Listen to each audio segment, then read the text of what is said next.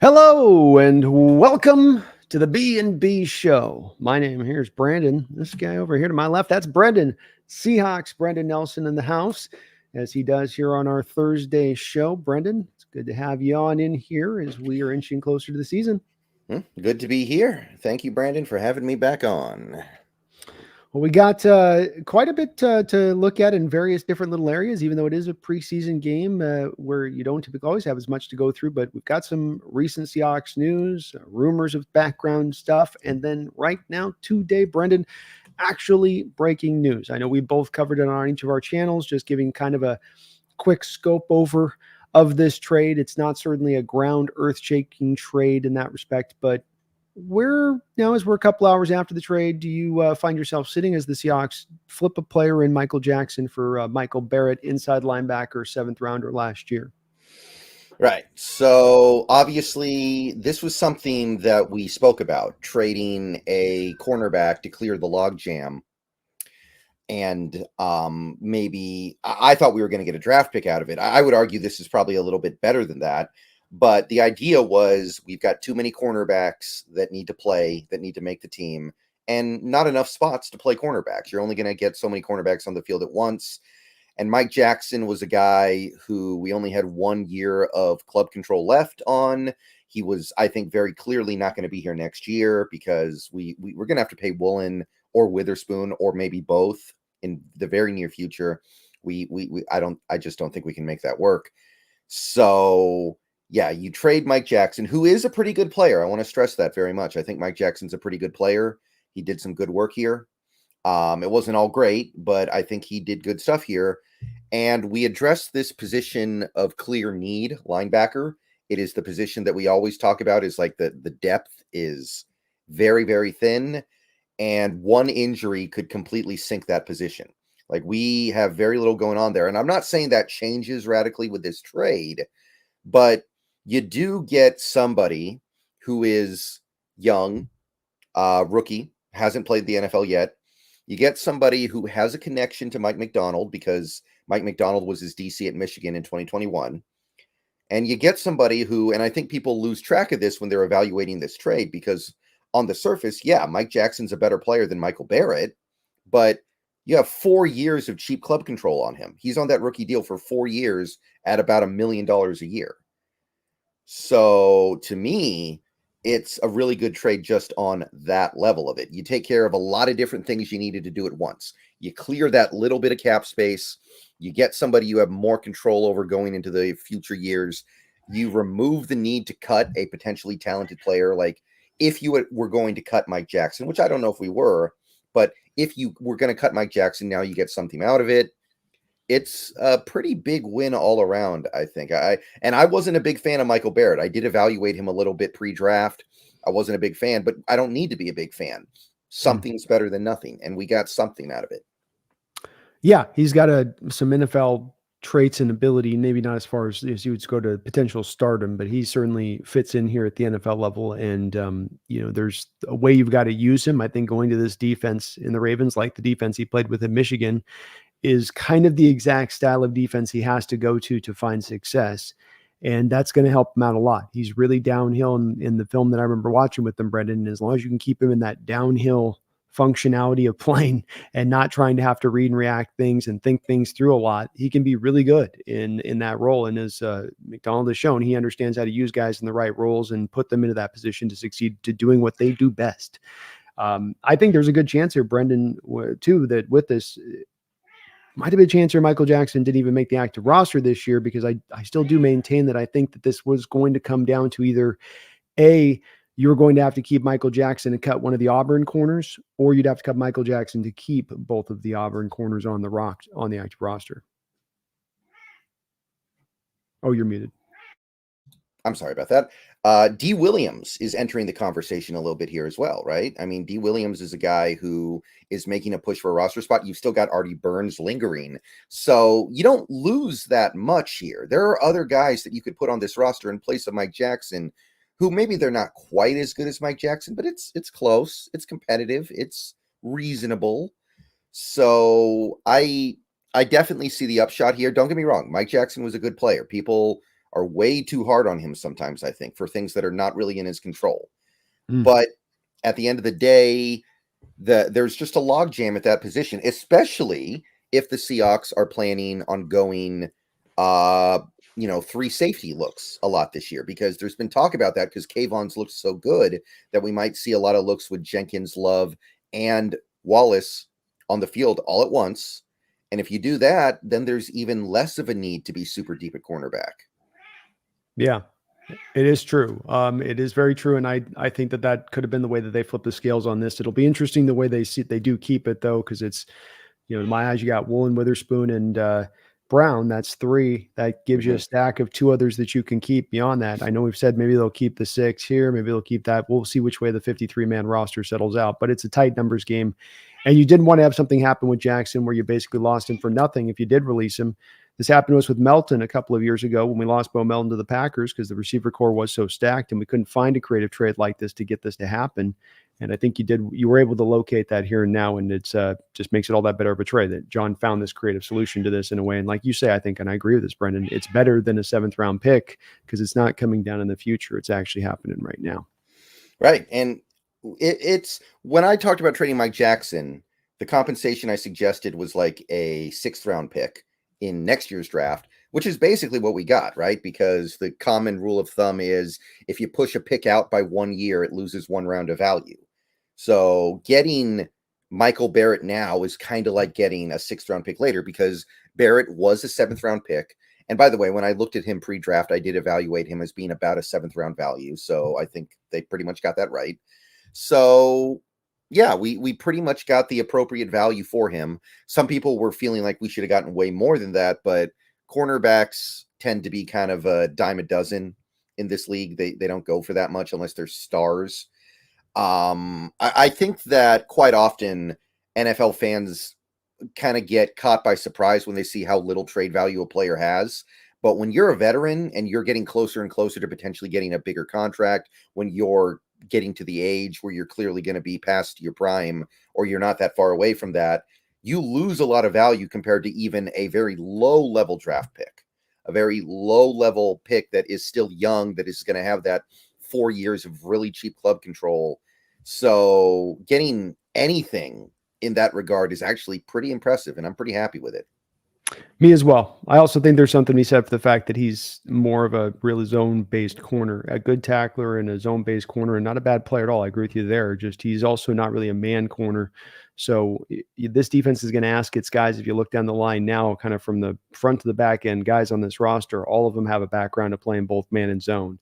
And that's just not quite what he does well. So probably a little bit of another thing that may push this just a bit. But good move. Smart move, Brendan. And something to feel really good about. What's kind of our next order of business up here is some of our items we were going to look at. All right. Well, should we keep it to the stuff that's kind of happening off the field here before we get to the recap and then the preview? Sure. All right. So next thing that has happened over the last week, there was a little bit of stuff going on with Geno Smith. Not a lot. I want to stress that, because I made a video about it. I think some people kind of got the wrong idea. I think they were under the impression that there was like a holdout now. There's not. But basically, Geno Smith, it was, we talked about this a little bit last week. There was some discussion that Geno Smith might get an extension from the Seahawks now. And that obviously hasn't happened yet. But one thing we've learned over the last week is that it was Geno Smith's camp that proposed it. The Seahawks did not go to Geno Smith with an extension. Geno Smith went to the Seahawks and was like, hey, how about an extension? And obviously it didn't happen. And then Geno Smith scrubbed his Instagram account, which is often associated with that, a sports player that is unhappy with the current proceedings, which I don't know if that's what it was, by the way, to be clear. I don't want to make any assumptions there. Maybe he did it as like a, new year, new me kind of thing. Maybe he did it because he lost a bet. I don't know, right? There are a bunch of reasons why that could happen, but it's a reasonable assumption. I think the timing of it basically, to me, infers that it is that. If this was happening at 2 different times, then okay. But the fact that it comes right on the heels, and then that there doesn't sound like there's a lot of interest in the Seahawks camp in doing this contract extension, probably pretty firmly puts it in the place of him trying to do that new age move here, Brendan. Mm-hmm. Right. And, I've been pretty open to the idea of a Geno extension, and I know you've been too. But I think we both know the Seahawks do not, as a general rule, they do not negotiate with players until they're on the last year of their deal. It's like a very firm rule, even in situations where it would not be that hard. This was a long time ago, granted, but same GM, Cam Chancellor, 9 years ago, went to the Seahawks front office, wanted a very insignificant adjustment on his contract. And the team said, beat it. And Cam Chancellor held out for the first 2 games of the 2015 season, trying to get that adjustment rather. And the team was like, no, you have 3 years left on your deal. You honor your contract. Eventually he did show up, but that's Cam Chancellor. That's a Seahawks legend. That's somebody who almost won Super Bowl MVP just 2 years prior and they were like, no, because they don't want to open up that can of worms of being like, okay, we did it for this guy. Now 20 players are going to line up saying you should do it for me too. So I don't think anybody should be surprised that they're not touching that. Yeah, I don't either. I think it's from the player's position. I understand him asking it, but if I was the team in this situation, you've got to stand tall, don't you, Brendan, and say, look, this doesn't make any sense for us to do this right here. We have the leverage. There's 2 years left in the deal. We have a standard of model that we don't do new deals. I think you can count like 3 times in the entire time Schneider's been here that they've redone deals with 2 years left remaining on them. So we don't do it. And you're going to have to wait this out. And if he goes out and he balls out, it's really in their favor to have maximum flexibility of the type of moves they could make, Brendan. If he goes out and has that great season, re-sign him up, potential trade, he's going to get paid at that time. And that's where, from Geno's perspective, when it comes to any of these quarterbacks, you can't really press as much that whole thing, can you? My major injury thing, and I won't get, like, they always get to their usual payment. They always end up making their money for the most part, as long as they're still good. Right.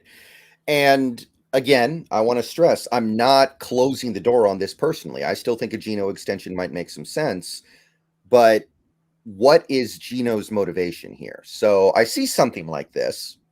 I hear about something like this and I wonder, what is he asking for?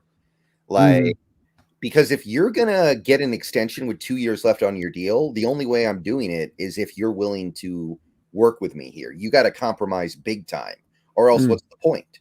Like, if he's coming here and he's asking for like an extension of like 30 million a year, then okay, I'm doing that. I'm excited to do that. Maybe if it's like 33 or 34, but you start getting up to like 40 or something, it's like, now you're not working with me.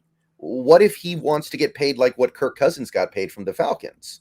Like, at that point, you're not working with me at all. So, we don't know what Geno Smith is thinking here. A lot of people have bandied about theories. Some people think he only gave us a discount because of Carroll was here. Now that Carroll's not here, he feels like, I want the money that I left on the table now. Some people think that he just looked up and saw a bunch of quarterbacks that I think he's better than get paid twice what he got paid, like Tua, like Jared Goff. And he's like, oh man, I really messed up. I got to make this right. But we don't know what he's asking for, right? He could be asking for 50 million. He's like, Jared Goff got 50 million. I'm better than that guy. Where's my 50 million? And if that's the case, then there's nothing to talk about. There really is not. And I'm probably a little more firmer in the camp of saying that I wouldn't want to do this, Brendan. At the end of the day, it's $27 million remaining left of his bonus money that still needs to come off the books of the current deal. And any new deal is going to want to add new bonus money on top of that. You can say, well, we're going to lower down the base to this. But if you're going to have to then still account for a major amount of bonus money, and with quarterbacks, they get a lot of bonus money, then it's really not going to make any kind of sense to save Seattle money in the interim nor the long term. So where's the favor to here? Well, we're going to just do right by Geno because reasons. And we signed him to just his contract. It was just signed. So this is more, to me, I understand him asking, but he can't hardline this. And really, he's got to be understanding from where the team's coming from, because this was his agent's job to max out his contract on the last extension. That's when you had the leverage. That's when you were a free agent. And if what was important to you was making market prices, which you and I have inferred a little bit and given him credit for, that it would seem that in the deal he took, that was not his driving force, then stay in that lane. Don't suddenly pivot out of it now because you start seeing the market prices go up a bit. Which is it? Do you want to be the guy that, hey, I took a discount, I want a good team around me? Or is it you're pushing for every last dollar? And that's what does confuse me a little bit about this deal and looking at him, is that you could every agent could have told him in his ear a year ago with their salt, hey, this is where the quarterback prices are heading to. Trevor, Lawrence, all these guys are going to come up to be paid. This is where it's going if we sign here. And so it's more bad representation to me than it is that the Seahawks owe him something on this one. Right, right. And again, if there was a way to make it work for both sides, I would be for it. But we don't know if that way exists. Like you said, with the bonus money, that makes things very complicated. That makes things very difficult to work out. Maybe it's still possible, but again, if this is motivated by him looking at the quarterback market and wanting to get paid like everyone else got paid, there's really not much we can do right now. Like at a certain point, you have to honor your contract. That was the Cam Chancellor thing, right? What Cam Chancellor was asking for was very minor, but the team was like, no, we have to hold firm here. You have to honor your contract. That's the contract you signed. Deal with it. And to your point, let's walk this through as to why Schneider might be still being, to your example, why he came out of that situation and formed in a given direction as it now looks towards the Geno situation. Because they did kind of cave on the Cam thing eventually. You have Marshawn Lynch out there wearing Cam Chancellor jerseys at practice when Cam held out that year. They did make a minor adjustment. What happened, Brendan, on the end of that contract with Cam? Yeah, it was bad. I'm not saying anything negative about Cam. I don't want people to misinterpret what I'm saying here. This is about giving out contracts or not signing anything about with Cam. It's just about John looking at that situation and being informed by recent history when he said, going in this, I didn't want to do this with 2 years remaining. This is a risk for us. We don't like doing it. He did it, hit you on the hands. It didn't work. Prior to that, he did it with Marshawn Lynch. With Marshawn Lynch, he wanted an adjustment done. They did an adjustment on Marshawn Lynch. He came back a year and he goes, oh, I want to go to the Raiders so I can go to my hometown team so that I can savor the last of my hometown team's year before my blah, blah, blah, blah, blah, blah, blah. Well, now you're eating dead money on that one. So that was my thing with this. Is more just it's hurt them both times they've gone down to do this. And to me, it makes it really unlikely they would do it again. Right. And I just wanted to clarify that because people are going to take that the wrong way, I think. They'll get sensitive about it. Yeah, that ended up, I think we gave Bennett an extension that we ended up really regretting, Michael Bennett, if I recall correctly. Maybe there was one with Averill. I can't remember because Averill's career obviously ended like basically instantaneously.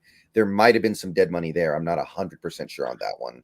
There was dead money, but I think you're right about if I want to the guys that I think were able to come back and still get an adjustment with 2 years remaining. I know it was Marshawn, Cam, and it might have been Bennett as the third guy with it. That, like you said, you ended up bailing on that. I think with Averill, it was just the pure deal of it, but there was dead money. There was still a lot of dead money because he had just kind of signed it. Right. So the team doesn't really do this, and I think there are some situations where it would be beneficial to, but again, I think these players just need to understand the give and take here. With some of these players, like you said, great example. Russell Wilson signs an extension in 2018. 1 year later, he wants a trade. It's like, dude, why'd you sign the extension? We literally cannot trade you. If we trade you, we are fielding a team full of veteran minimum players next year because we will have no money. Like, you shouldn't have signed the extension. Yeah, the going thing goes, Brendan, you heard all the time, the cap's not real. There's ways, and yes, you can manipulate things, but you also can run up against stuff that really hinders you in a way to compete if you go too hard in that direction. And the players kind of play tone deaf on this at times, like they don't acknowledge or that understand it's real. And I mean, for Geno to kind of say, okay, you got 2 years left on your deal, Geno, there's $27 million of bonus money. You want $50-60 million more in new bonus money? Okay, well, we're going to sign a 3-year deal on that. Okay, split that up into thirds then on that bonus money. That's an additional $20 million a year that we got to put on top of the 15 and a half. Look at our cap space right now. And he goes, okay, well, do it on guarantees then. Give me guarantees in 26 and 27. Just guarantee my contract in that time. Oh, so we're going to guarantee a 35, 36-year-old quarterback 3 years out on a deal. You go, it's just not feasible from a front office's standpoint, all to me on this one. Yeah. And I want to be clear. He's not holding out. He was at practice the last 2 days. You saw him practicing. Yeah. There's no indication that he's going to make a thing out of this. No, it's no fault to Geno or Geno's representatives to ask for this kind of thing. I don't push. It's not, they got to do their due diligence with it. But at the same point in time, it's the Seahawks have to do the same on their side. Both have a fiduciary duty, let's say. Right. So doesn't seem like anything's going to get done there, which, I mean, I guess that's okay. I don't have a big problem with it. I understand it. I still wonder if there's a way, but the only way there's a way is if Geno continues to be that one guy who will take massive discounts just because he doesn't care about money. And We don't know if he's that guy. He was that guy for one contract extension. Maybe the next one he'll be like, okay, now I want to get the big bucks. I would wager to guess, Brennan. I don't know this for sure, but given John's track record, it matches to this, I think, outside of Russ. And that is that I don't think he wants to get himself back into the pocket of some big monstrous contract. And that as Geno goes through this year, they're going to go through the year. And if he goes out and balls out and has a big year, it's more in the favor of the Hawks, I think, at that point to potentially move him, unless he's really taken the team far and deep in the playoffs. And it's more than just being statistically impressive. It's him as a leader and him really driving this team forward. And that would be great to see. And that's from their standpoint. If they're going to reward him at that point, then he's deserving of earning it. And you give him the money and they don't have any problem doing it. You don't really sniff at it 1 inch on that one. If it is just he statistically goes out and has a good year and you maybe barely get into the playoffs, and then you do have a team that's willing to give you actual capital. Because let's remember, Brendan, there was a little slight of a dangling of Geno around the draft this year. It wasn't a full on, he's here on the platter, but there was a little bit of, hey, if somebody wanted to just want to make a little, just throw the offer, I mean, we're not trading him, but our ears are open. I think that there's a little bit of that play because John doesn't want to get back in that barrel. And certainly now we know from Geno is that if he does have that great year, he certainly is going to want to be paid at that, whether new deal happens or not. Now we do know that the next one's going to be, we're talking $55 million, probably bare minimum. And I just don't think John's going to want to go into that realm. Yeah. That will be interesting because generally speaking, in NFL history, if a team has a quarterback that they really truly believe in, they don't give them up for anything. Like maybe they talk about it, but they like people are talking about Josh Allen right now. The Bills could move off Josh Allen if it doesn't happen for them this year. And I understand that in theory, it makes a lot of sense, but I feel like when the rubber meets the road on this kind of stuff, these teams look at their quarterback and they're just like, I don't want to risk getting back on this carousel when I don't have to. And they always just end up giving the quarterback whatever he wants. And if they're doomed to go 1 and done or 2 and done for the next 10 years, then, oh, well, at least we have a good quarterback. So they would be, they would continue to be trendsetters, right? If they look at a quarterback that they're like, no, we believe in this guy. We think he's really good, but we're just not going to go down this path. So they would be trendsetters if they decided to be one of those teams that did it because it's so rare. And I'm definitely making an educated guess on this. I looked through the track record of history though with John and him, and when he looked to he was really, I think, driven as much by the situations with Russell to make the payments like he did. But I do think there's just from my given instinct on this one, if he can find that creative way of like, I'm going to pay a guy, it's going to be a guy like Josh Allen. It's me making a trade for a guy that there's no doubt about it. You know what you're getting in here as far as that guy. It's not he's pretty good. He's up in that above maybe fringe top 10 range. If I'm paying the price, I want the return. I want the difference maker. And I think absent that, he's going to be probably pretty much on the, let me look for that guy until I can find that guy, or we'll make do with the position and build up the other supporting parts around it. Right. And so ultimately it's going to be up to Geno. If Geno decides he's going to roll in there and continue to be the guy who will take less money than the top of the market, then I'm sure something can be worked out next year. But if he is going to push for that Jordan Love style contract, then I think that's going to be a little tougher to sell. So it just depends on Geno's mentality here. I think your Kirk Cousins example is a good one. If you're even asking for Cousins money, which isn't at that high end of spot, but it's at that spot where he can make the argument to say, well, hey, I'm now this age. I don't have an Achilles injury. I've been much healthier. Yeah, that's I mean, it's a good argument, right? Like in fairness, that's why Geno should be able to say, I should be worth more than Kirk Cousins coming off an Achilles tear. But he's going to have to make that argument to another team, I think, because I don't think this team is going to be willing to hear that. No, I don't think so either. And let's also face it, you and I both taking a look at next year's cap situation, and I think John's having to proceed very carefully around 2025's cap. Yeah. Next offseason is going to be a little bit on the slower side, I think. There's not going to be nearly as much to it's going to be creative. We just got to get creative with it. We got to move some money. A mill here, a mill there. Which it's okay. I like our current roster for the most part. It's a pretty good roster. Yeah, I do too. I'm the good. That's the nice part is you've through the couple of years of rebuild and you're at the spot. This is where you shouldn't have as many necessary holes next offseason necessarily, but we aren't going to be able to go out there and be like, Brewster's Millions with it. Just, no. It's going to be like, here's a buck. Maybe the next offseason, maybe the offseason after that, we're going to have some money. We'll see. Yeah, and then we're good. 26. Actually, we're good in 26. We're top 4 cap space on 26. So they can move stuff around, but like I said, you got to tread carefully next year on the cap as it stands because we're $25 million of dead money in the hole right now. All right. So one last bit of news from this week. Quick little, sorry, let me okay. just give a quick. Jason McEward, thank you for becoming a member of the channel. Sorry, a little late on acknowledging there, Jason, but I'm never sure if this is yours. You know how to tell. I don't. It is on your side. It's my side. Well, what's up, Jason? Welcome back into the Hawks Nest membership. I know you've been in here before, but thank you for that, man. I appreciate you for that. Radu Turkan with a $5 donation. Thank you, Radu. Great to see you in the house too, brother. Says, let Geno ball out and get value for him so you can trade him for picks.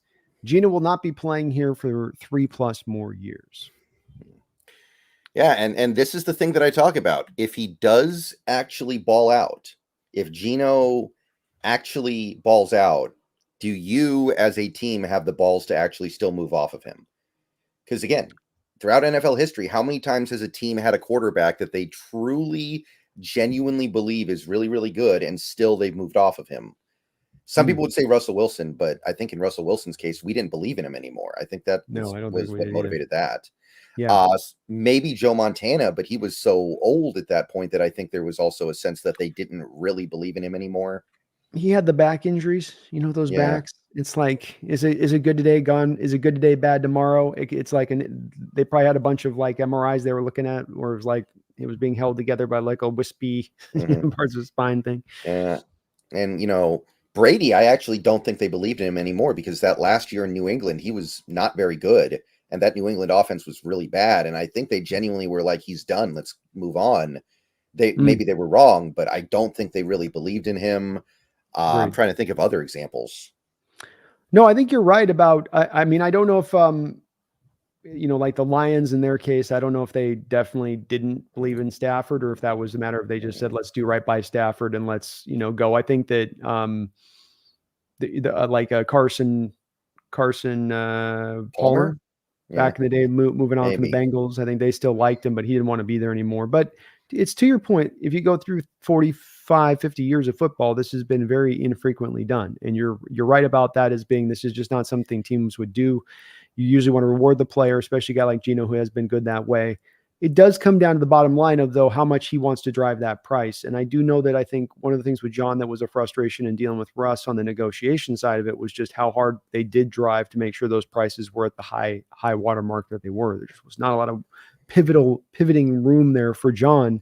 And let's not forget, as far as getting your kind of butt burned by something, you still end up having to eat $26 million of dead money on a cap with the Russell Wilson deal. Like, it still burned you going out the door. And that was with him asking a whole year prior to still go where it would have been $38 million that he was going to initially try to push for. And I wonder if this is going to instruct John just a little bit. It would me, I'd have to admit on this a bit. But I think Radu kind of does touch on, if I was making a bet, Brendan, and telling you like, okay, he gets 4,600 yards, 35 touchdowns passing. You get into the playoffs, but you don't necessarily get to like conference championship. Maybe you win one and you're out. I still think the bottom line on that would be kind of a trade at that point, don't you? Or you think I'm off on that? I don't know if I can agree with that. I don't know if I see that. I think if he plays that well, it would be. If he's asking for $50 million a year, and I'm talking a 4-year contract. Yeah, that at that point you probably can't do it. But then again, like I feel like when teams actually have the rubber meet the road on these issues, they're like, no, we're never going to give that quarterback all that, and then they end up doing it because they just are like, well, what are we going to do? Get another quarterback? It's true. I mean, that is where it's going to be the interesting part of how this turns. But I do feel like there'll be a pull there a little bit if it does go that other way. If there is a team that's, let's face it, there's a good chance there'll be some team who might be like, ooh, we'll bring Geno in here, and that'll be our final piece we need at that point. You might be able to tempt somebody out on a 2nd round pick for him or something. Yeah, that would be the other part. What is someone willing to give up for Geno? Maybe there's a really good trade offer out there. Maybe there isn't. That's the part I was going through there and I with this too, is there's about 18 different directions of road in front of us this Geno situation can go. And a big part of it is how much he's wanting on the money. And if that's going to drive it, does John push back against that? Is there a trade to be had? What kind of years is he coming off?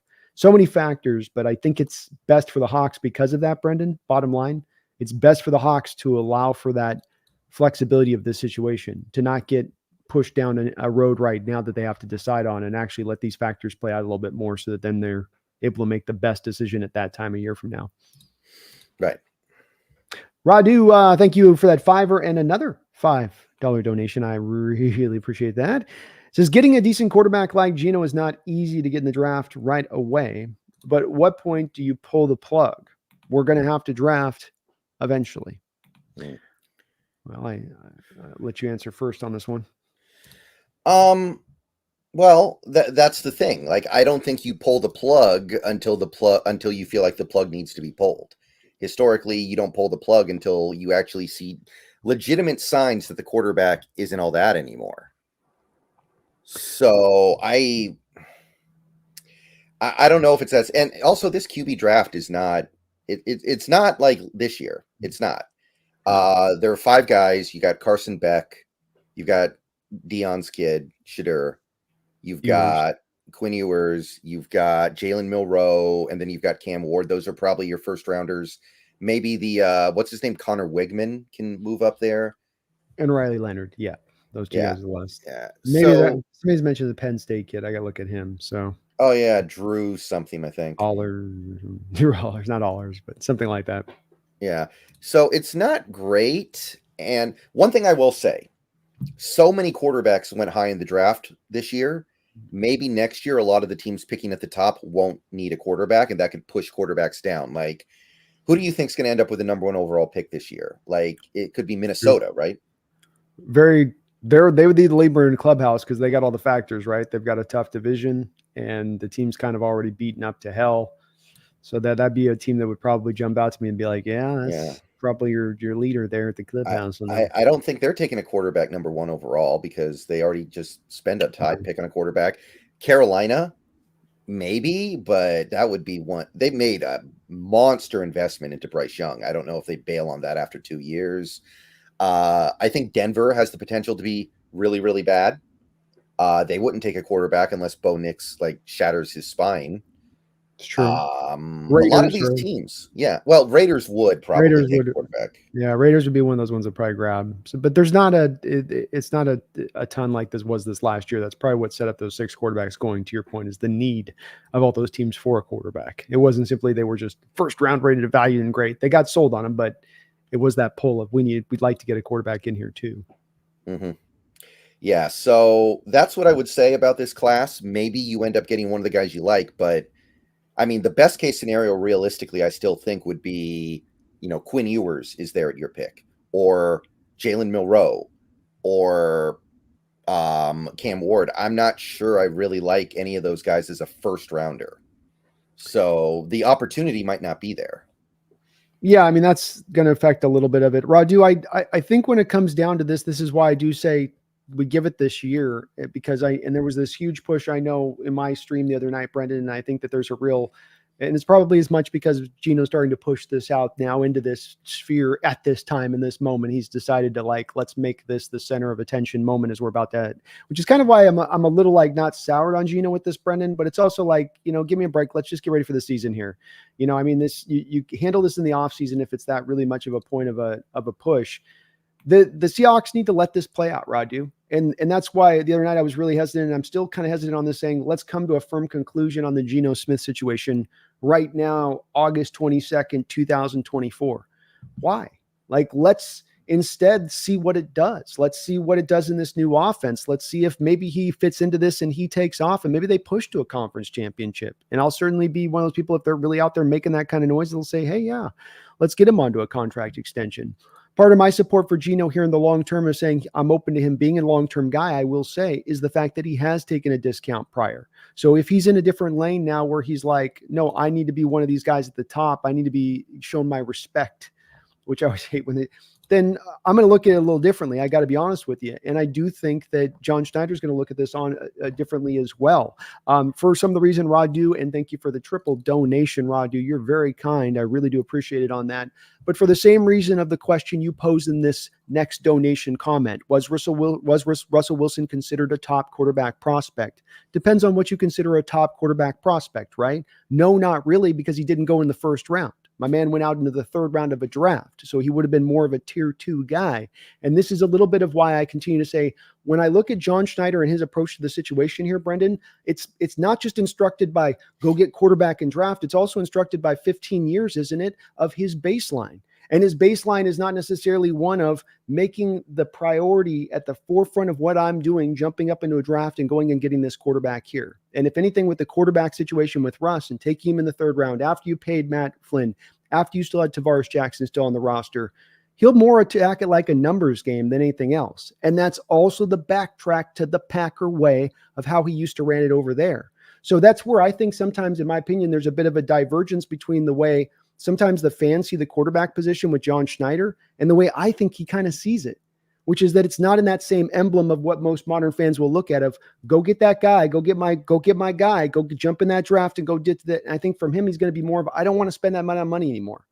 I don't want to be pushed in this situation. I don't want to be forced to do something. It seems to me, Brendan, you tell me if I'm off, but I feel like he's taken in so many ways, it comes from his history of taking a different approach with this than being, got to get my top guy, got to go spend the most amount of money on this guy. I think he's a little more creative in his outlook on it. Yeah, I mean, I'd like to see a little bit more of a sample size before I draw any conclusions about his approach here, but it could be. I mean, the way in which he deals with this situation is going to be very informative about his mindset here, I think. Oh, wait, hold on. 15 years is not a sample size. When you got 15 years. How many times do you get a player that you might pay at the top of the market and then you decide whether or not you're going to? Well, I'm just saying that if it's a priority, you're going to make it a huge priority. If it's something that you put at the front of the line of the stack of your team building, then I think over a 15-year period, we would see more of an indication of that. I think if you're talking about a GM having a couple of year time period at an organization, you go, okay, we have a sample size of what he does and does not do. I think when you get to this level, that's one of the unique parts of having a GM here for this long, Brendan, in my opinion, is that you have a guy that you can kind of know what he does and how he moves on things, that it's not as much of a surprise on this kind of stuff. And again, it comes back to not just his time here, but also where he comes from and how often he's talked about his influences going back to the Packers and Ron Wolf and their approach to the situation as well. So it's putting it all. I'm definitely doing a little advanced math here. I'll get it. I do present that out there, but I don't think it's also based on just kind of paper thin logic and reason either. And that this is, I think, the way he's shown he's willing to go with it. Yeah, I mean, the thing is, for 10 of those 15 years, we didn't need a quarterback because we had a quarterback. So you're still, you're looking at like, okay, pre-Wilson, post-Wilson, what's he done? He's definitely done some things in that regard, sure, but that could just be dearth of opportunity. Like he had a top pick in the 2021 draft. No, I'm sorry, 2022 draft, but there were no quarterbacks in that draft. He had a top pick in the 2023 draft, but the quarterbacks that were desirable in that top 5 were gone by the time he picked.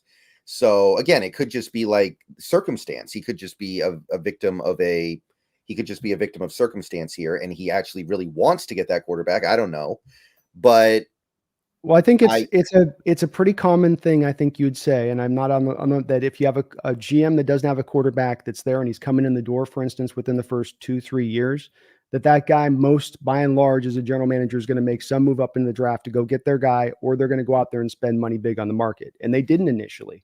Even up as the time you got to Matt Flynn in that contract, that was still a blue collar, mid-grade college. So even at that point, they still weren't years into that regime before Russell arrived, having dished out either of those two areas.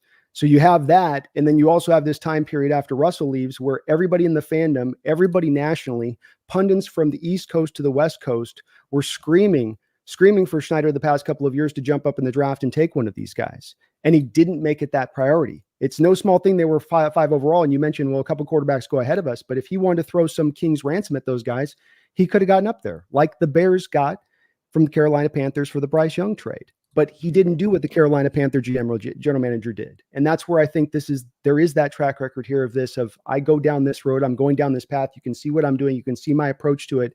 And I've seen people, to my opinion, kind of guessing more outside the fringes of that approach. And I think he's given us a pretty strong indication of how he's going to go at it. It doesn't mean he won't take a guy in the first round. He scouted Josh Allen. He scouted Patrick Mahomes. But he's not going to do the backflips, triple over, jump through the hoop, leap through the fire to go into a guy or overspend on a guy either, I think, on the other side of that. I guess one aspect to this that would be really interesting to know is what went into the Peyton Manning sweepstakes? How seriously did we court him? How much were we willing to pay him? Did we bail on it because the price got too high? Did he bail on it because he didn't want to come here? I'd be interested to know if he was willing to throw the whole world at Peyton Manning. Well, I think to your answer on that, the answer would have been yes. He didn't. They sent the jet out there to him, and he didn't go out in the jet. So they did everything they could to make as strong a push to go get him, and would have been willing to do it. And I think you mentioned Josh Allen. If Josh Allen's available next year, I think that based on what I know with John and what he's looking for in a quarterback, and knowing that he probably likes Josh, he's going to be willing to pay the price if it's worth it on that. But for some of these guys, the prices doesn't get worth it. You're trading up for a quarterback that's a roll of the dice. You're spending all of this money on a guy who's going into his mid-30s who could have his Achilles snap on a non-contact injury, as happened twice over last year to big-time quarterbacks. It's a risk that you don't really want to take going down that lane, on top of spending all that money on top of him that you're not getting the difference maker for the position. And so I think that's a little bit of what, if I was to take what I guess on John, which is what we're trying to do here, is guess which move he's going to be making here. I bet he would go more of that move. So it's not that he's not, hey, you Peyton Manning, give me an all-time great, I have an opportunity. Sure, I'll go for that. Give me a Josh Allen, one of the great quarterbacks of his era. I'll go for that. But I'm not going to overpay for B+ for 90 grade quarterback, right? On a Manning. And I'm not going to jump up in a draft to just go get a guy because the fans are clamoring and the pundits are clamoring for me to go do it either. Yeah, I mean, I think the way he treats this situation could be very, very illuminating on his mindset here. I'm interested to see it. I'm going to be open to a lot here. I'm going to definitely be open to, maybe there's some team out there that after this season will give a first-round pick for Geno. Like, I'd jump on that. Like, I don't think that opportunity will be there personally. I think he'll be too old. But if that opportunity is there, yeah, I'm doing that. If he, plays at a really high level and you decide to give him like $45 million a year, the Kirk Cousins thing, I'm going to be open to that too. I'm not going to love every second of it, but I'm going to be like, okay, I get it. So I'm going to keep an open mind on this. I want to see what he does this season. And I want to stress, he's not being a pain in the butt about this as of right now. He just floated it a little bit and messed around on Instagram a little bit, which, again, for all we know, he just was posting rap lyrics, right? Could be. I mean, it is possible. And it is, I don't want to throw it out that there's no chance that John doesn't either re-up him, or maybe he does go hard in the draft. It's not out of complete conception that he is, but we're trying to predict his moves and look at what he's done and where he's gone. And unless he's going to take a sharp left turn on this, I think he's one that, if we were to put him to that old thing I like to say, Brendan, put John on the lie detector test. He comes out of the lie detector test saying, look, these quarterbacks, much like he told us last year, Brendan, in the guard situation, the guards are getting overdrafted. The guards are getting overpaid. I think if we asked him, do you feel the same way about the quarterbacks right now? He'd be like, yep. Mm-hmm. And just like he doesn't want to go that route, he's going to find, I think, a creative route to avoid that. Right. And also about this discussion, I wonder about the Pete Carroll effect. If Pete Carroll had some kind of effect on the way John did things in the front office, because we know that there was a give and take in that relationship. I wonder if John will change the way he does things a little bit now that Pete is not here. That would also be an interesting aspect here. Well, we do know that's where, sure, I don't think it was Pete. You'd agree. It's probably not Pete's idea for John to be out there at the pro days of Patrick Mahomes and Josh Allen, right? Right. That was probably not something that Pete was like, hey, go out there and do that, John. So I think that's, to your point, there's probably a little bit of a different heading on this one in that way. And one thing I think that we can feel pretty good about is that, with him having this faith in Geno, and that I think paying off pretty good, and certainly this faith in Russell Wilson and having that pay off in a major way, that John's got a fairly solid track record when looking at the quarterback position, and whoever he chooses is probably going to be pretty good. Yeah, except for Charlie Whitehurst, I guess. I guess that's his one. There is that, but he had an awesome beard, Brendan. It was an awesome beard. Yeah. I forgot how much we traded to get him, by the way. I looked it up the other day. I was like, wow, I forgot about that one. That wasn't a third rounder? It was like a second and a third for a third and Whitehurst or something. I think it was like that. It was pretty bad. That one hurts. Yeah, that one dings. Tough time at that point, Brendan. The quarterback position was not necessarily a real deep one across the league there. You really did have the haves and the have-nots. There was none of that middle territory I think we kind of have now, which is a little bit solider as far as the quarterback play goes for the mid-tier kind of teams. Yeah. And then those mid-tier guys get paid like they're a top-of-the-list guy anyway, so. Yeah, exactly. D. Riley, thank you for the $2 donation, D. Says K9 NFL MVP this year. Thoughts? Is there any possibility of that from your perspective? I don't think we're ever going to see a running back win MVP again. Like the position's treated like a punchline these days. I think it's always going to be a quarterback, and if it's not a quarterback, it's going to be like some edge rusher that has 25 sacks. Mm. I think the days of running back winning MVP are just kind of over. Like they can't even get paid in the offseason. How are they going to win MVP? Yeah, I agree with Brendan on this, and I think like he's intimating about other positions. I think that he's touching on you've got to go above and beyond over the barrel on any other position to get the MVP. You might just have to throw for 4,800 yards or 4,000 yards and rush for 900 yards, and you can get an MVP as a quarterback. But if you're a running back, you better be posting a 2,300 yard total season with 30 touchdowns, and if you're a receiver, it better be 2,200 yards and 23 receiving touchdowns or the 25 sacks Brendan talked about coming off the edge. That's what it would take. And absent that, I think you're not going to get there. I mean, Christian McCaffrey, I thought made as strong an argument as any recent running back in probably the last 5 years of winning the MVP last year by his impact on that Niners team and what they asked of him. Couldn't get a sniff over Lamar. So I just don't think, I think Canyon's in for a great year, D, but this is just the nature of the beast when it comes to how they vote for MVP. It's more like MVP QB. Isn't that really what it is? Let me think here. Yeah. When was the last time we had a non QB? Was it Adrian Peterson, or did we have another one since then? Adrian was, and you had Sean, but then and Tomlinson. That was back to back. That was back when running backs winning MVP was kind of normal, right? Like Priest Holmes won it one year, Marshall Faulk won it twice. Like back then, it was common. Now it was the dying star, Brendan. It was the star at its blindingly most bright just before it went to darkness. Because there hasn't been jack after that. Yeah, and I mean, I'm not against it, right? Quarterback's the most important position on the team. It's very rare that a quarterback wouldn't be the most valuable player. Yeah, I can get that to a degree. There are times to me though where especially in Niner team last year, that look, Brock played good, but that's maybe one of the best teams in the league, and that's the guy who was carrying him. Was that back, and they leaned on him like the donkey trying to get up the Grand Canyon on a 110-degree day. They're just like, come on, Christian, go again. And it's like, man, can you get your number 2, number 3 here at some point? Yeah. Yeah. I mean, I would have been open to that. I actually think he might have had my vote at the end of the year.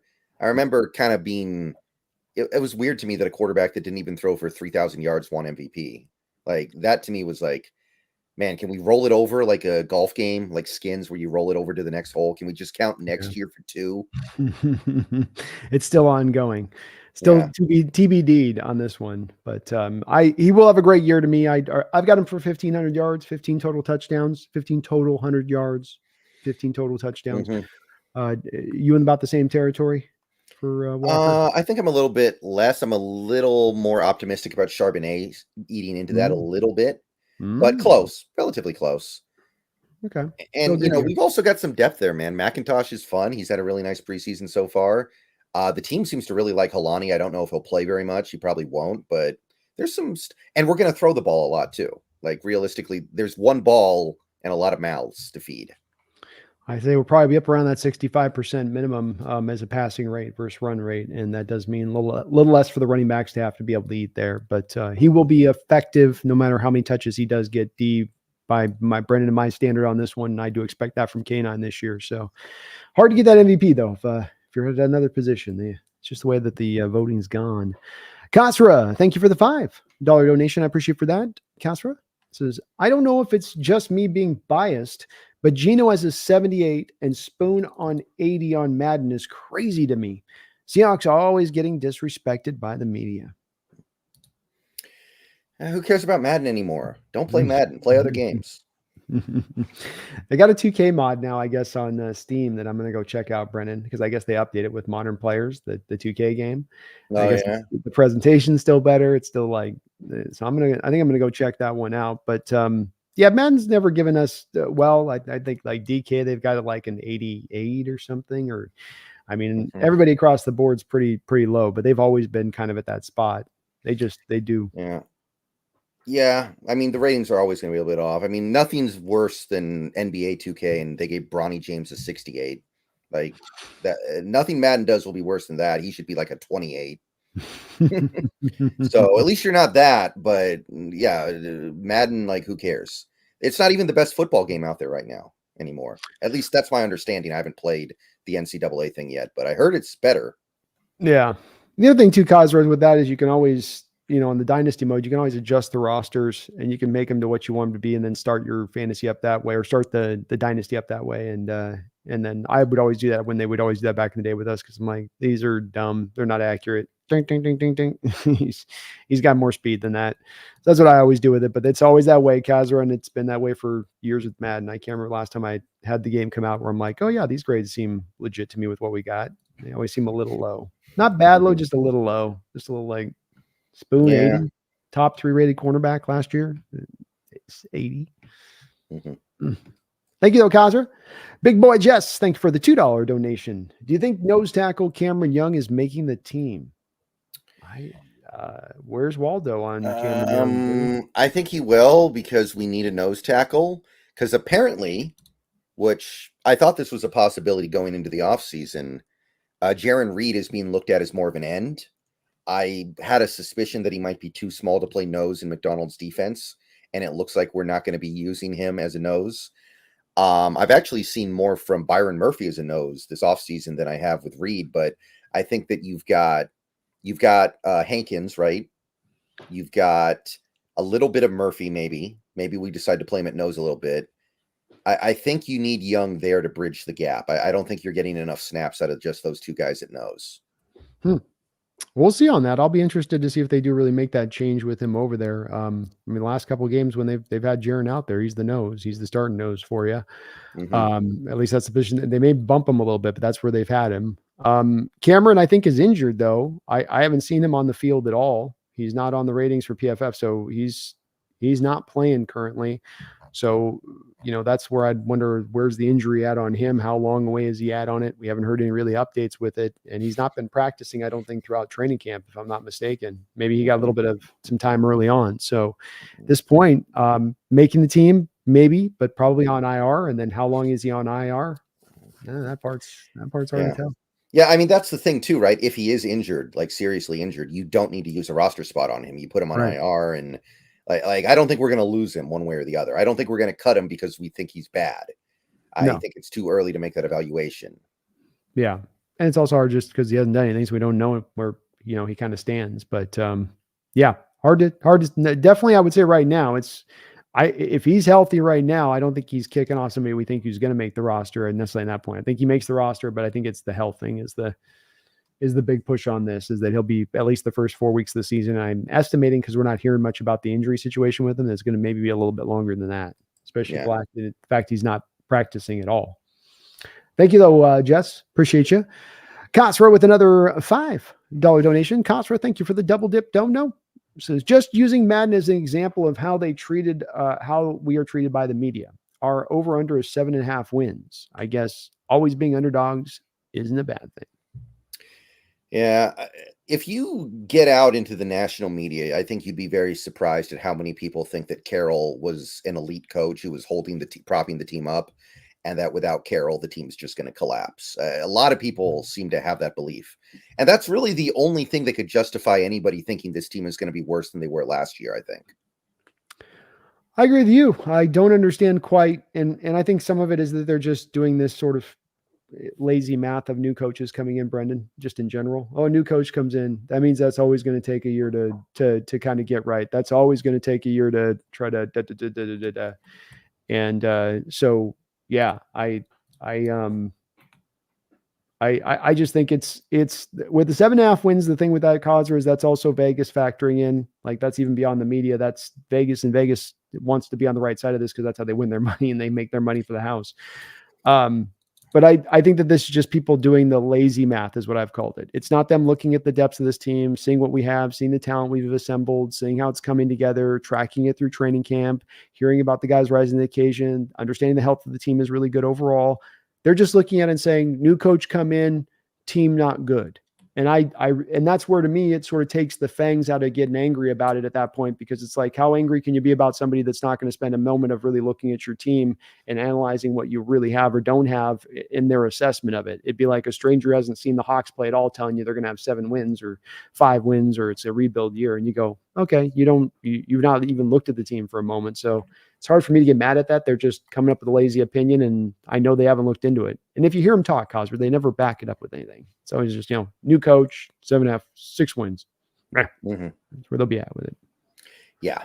It's, I mean, again, unless you're using the coach thing, I don't see how anybody could argue that this team is worse than last year's team that won 9 games with a higher than average strength of schedule. Yeah, I agree. I just don't see it as well, but it's certainly something you're seeing out there, I think, by and large across the board. So I get it. And I know it frustrates Cosra. It is something that's been here for years. This is, the majority of the media is on the East Coast. In addition to this, I know it's not something people like to hear in the West Coast, but we're in the Pacific Northwest. We're in their account of things, basically in Southern Alaska. So when you guys understand why we're looked at by the Eastern media out there in this way, why we can't get defensive rookie of the year, why we can't get offensive rookie of the year, why we don't get consideration on this type of stuff, you got to just kind of understand it's part of being up in the corner of the country where we're at. And it's not something I say be happy by, but also understand that you're both going to see it here now. And I've been seeing it for 30 years of my life, and you're going to see it for the next 30 years of your life into the future. So it's one of those things that you got to get eventually kind of to the point of going, well, it's the way of the world on this one. We're not really ever going to get our respect unless we're just so damn dominant, like the Legion of Boom teams, where it becomes impossible not to pay attention to us. And like you said, that puts you in the underdog role more often than not, but that's okay. It's not the worst of roles to be in either. Yeah, I blame the Pac-12 for putting all their games starting at 8:30 Western time. Everybody just ignores us because back in the old days, all the Pac-12 games, they always started everyone was in bed. And they'd be like, why aren't our players getting voted for Heisman? Because everyone was in bed when your players played. Yeah.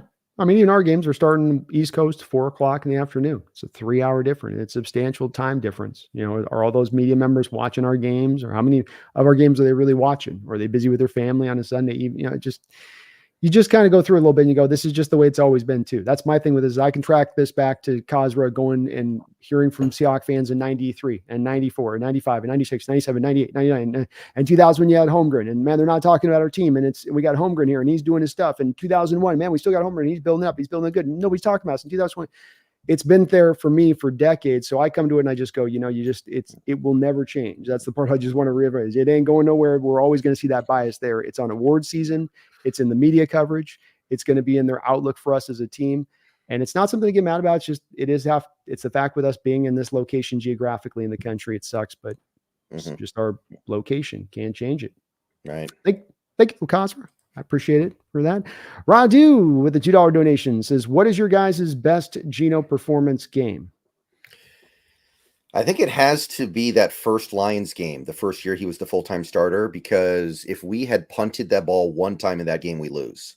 That was the game where I think Cody Barton played like he didn't have any arms and the defense couldn't stop anything. And Geno had to play perfect for us to win that game. And he did. The ball basically didn't touch the ground when Geno had it in his hand. So I think it's probably that one, because that was also the game that made me realize, wait a minute here, we might actually have something. Hard not to pick that one. I mean, that's pretty much like you say. You don't have a punt on the day. You're successful every single possession, offensively speaking. How do you pull off of that one? Not to say that's the one. I think the Cowboys one last year was also a very impressive one, where you consider the pressure rate he was under in that game, and yet that he was still able to really carry the line, despite the fact the defense just basically imploded in that one for the most part. That would be maybe another one that I might potentially look for. But I think you're probably right on the Lions game in that one. He was on it, and in the Lions game this last year too. The one that they got this year, where you got, I think, was it overtime? Overtime game winner. Overtime game winner. So there's a couple of them there. It speaks to Geno's strong performance over the past couple of years that you could probably pull out a good half dozen and make a strong argument for either of those half dozen, not just from a statistical bearing, but how he played, what he was up against in that game, and how he potentially overcame it and was able to really ball out. Absolutely. Thank you, Radu. I appreciate that. Cosra, Radu, thank you for the double dip on the donos, and all of you guys for the support here on the channel today. We really do appreciate it. And if you guys could, please hit that like button. So let's backtrack a little bit here, if we can, and go over a little bit of this recent game against the Titans. Brendan, we'll push in here to the preview here in just a sec, folks. We just want to take a little bit of a peek at this. it's kind of a tough, rough, sloppy game. We had a lot of third and fourth stringers in through a pretty deep part of this game, Brendan. Guys that I don't think we're playing a lot this season. Hopefully not. And it was still a good game. Ultimately, there's some good player performances to come out of this with it. But any major takeaways from you coming out of this game in general terms? Well, when you don't have very many starters playing and you don't even have a lot of backups playing, you're looking more for something like general to the team rather than something individual to one particular player. So I think the thing that stands out right now with this team is the pre-snap motion offensively. A lot of you people have probably seen this tweet already. I've certainly seen it. I made a video about it. Through the first 2 preseason games, I think 2 teams have played 3 games actually, but Bears, Texans. So through the first 2 weeks of the preseason, the team that has used motion the most offensively, pre-snap or at the snap, you can be in motion at the snap, you have the Dolphins, who are literally destroying the world. They're at 80%. They're inventing a new sport over there. But second place at 70% is the Seattle Seahawks. They are higher than the 49ers by 1%. So, I have talked about this many times before on this show. There was a game the Seahawks played against the Rams in 2019, and the Rams blew out the Seahawks. It was in LA. And Pete Carroll, when he was talking about that game right after it ended, one thing he said was, the Rams use a lot of pre-snap motion, and it really throws us off and confuses our defense and makes our life hard. And I look at a comment like that, and I look at our offenses, which had traditionally been near the bottom of the league in motion, and I always wondered, if you think pre-snap motion is so good that you don't know how to deal with it with your defense, why aren't you using it more with your offense so you can at least equalize the playing field a little bit? And over the last several years, the Seahawks have made strides towards being more of a pre-snap motion team, but I don't think they've ever really gotten anywhere near the top of the league at any point. And it looks like this year they're going to be that. So if there's something to really get excited about, I think it would be that. More than any one player doing one thing, it's the pre-snap motion. Agreed. It's the part of the NFL the last 10 years, Brendan, that is also, in addition to this, taken a big step forward. So it wasn't that pre-snap motion was as normal and prolific and proliferated in the NFL throughout, let's say, for 2012, 13-ish, as Carroll was there in that heyday. It became that way here as you kind of progressed into the 2020s through the late teens. And so this has now become something that is sort of industry standard. I think you've got to roll with. And the more you lean into it, I think the better, Brendan, as evidenced by, I believe in, it's not that I think the Niners are at 3rd too, Brendan, on that list. So it's, Dolphins and Seahawks, and then you have the Niners. So 3 indicators of 3 offenses, or at least 2 of those 3 offenses, that are pretty effective in the way that they go about their business. And it speaks to why it is so helpful and effective. When you're moving stuff pre-snap, you make the defense have to communicate the adjustment of that movement. And when you have multiple movements, the Brady Russell play for the touchdown, Brendan, where we send one guy into motion, the middle linebacker, Mike, gets locked in, where he's like, oh, pick up the guy in the motion. I got him there. But then you bring one last little bit of secondary motion out prior to the play, freeze it up just a little bit extra for Brady at that point.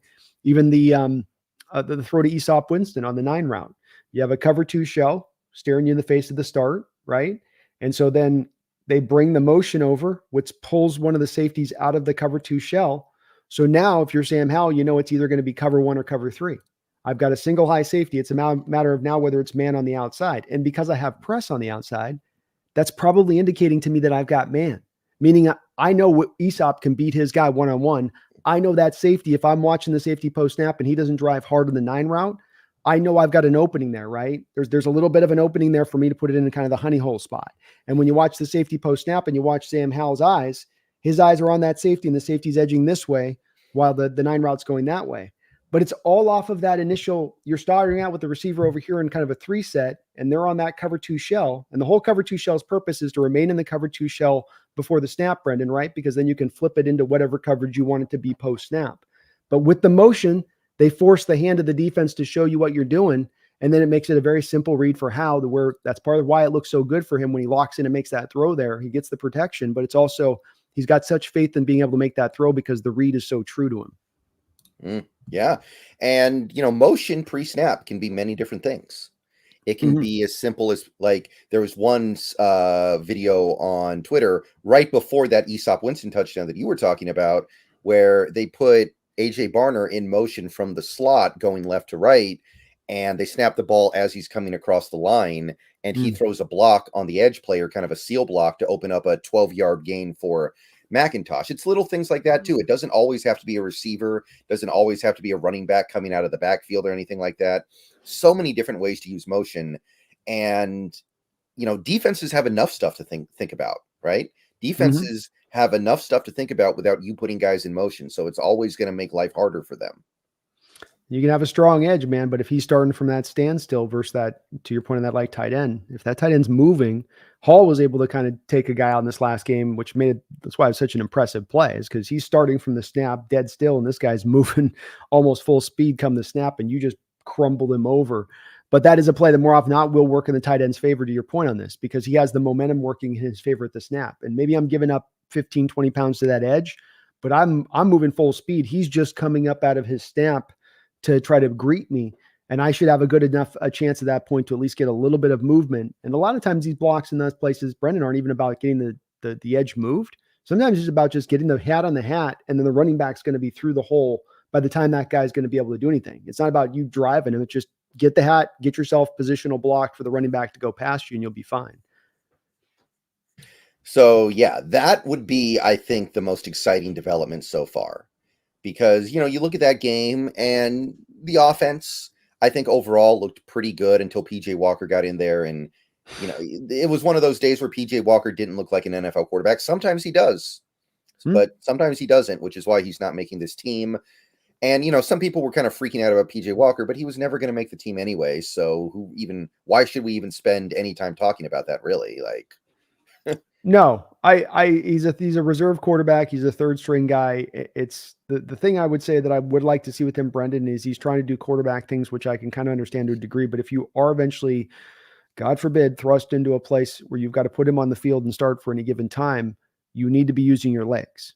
You need to be having some moments in the game where you're going out and getting that first down on a 3rd and 5 and running around and doing that. And he's shown a bit of hesitancy on that to me to a degree. And that's the part that's a little disconcerting, but it's not also big, like I said, big deal, because it's not really, if we are to the point of calling upon him anyway, we probably have bigger fish to fry, like, horrific pass protection issues or, certain other things falling apart.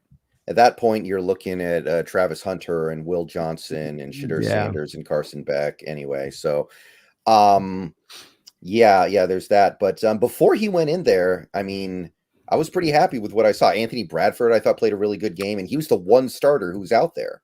So that matters. And I do think that he's going to be the starter at right guard at the start of the season.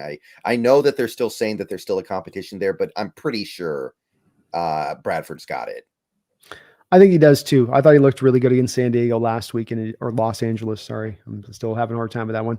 He did look still really good against the Chargers last week too. I know he wasn't as well graded this week, but he was still, to my eyes, still really strong in that game, both in pass pro and the run.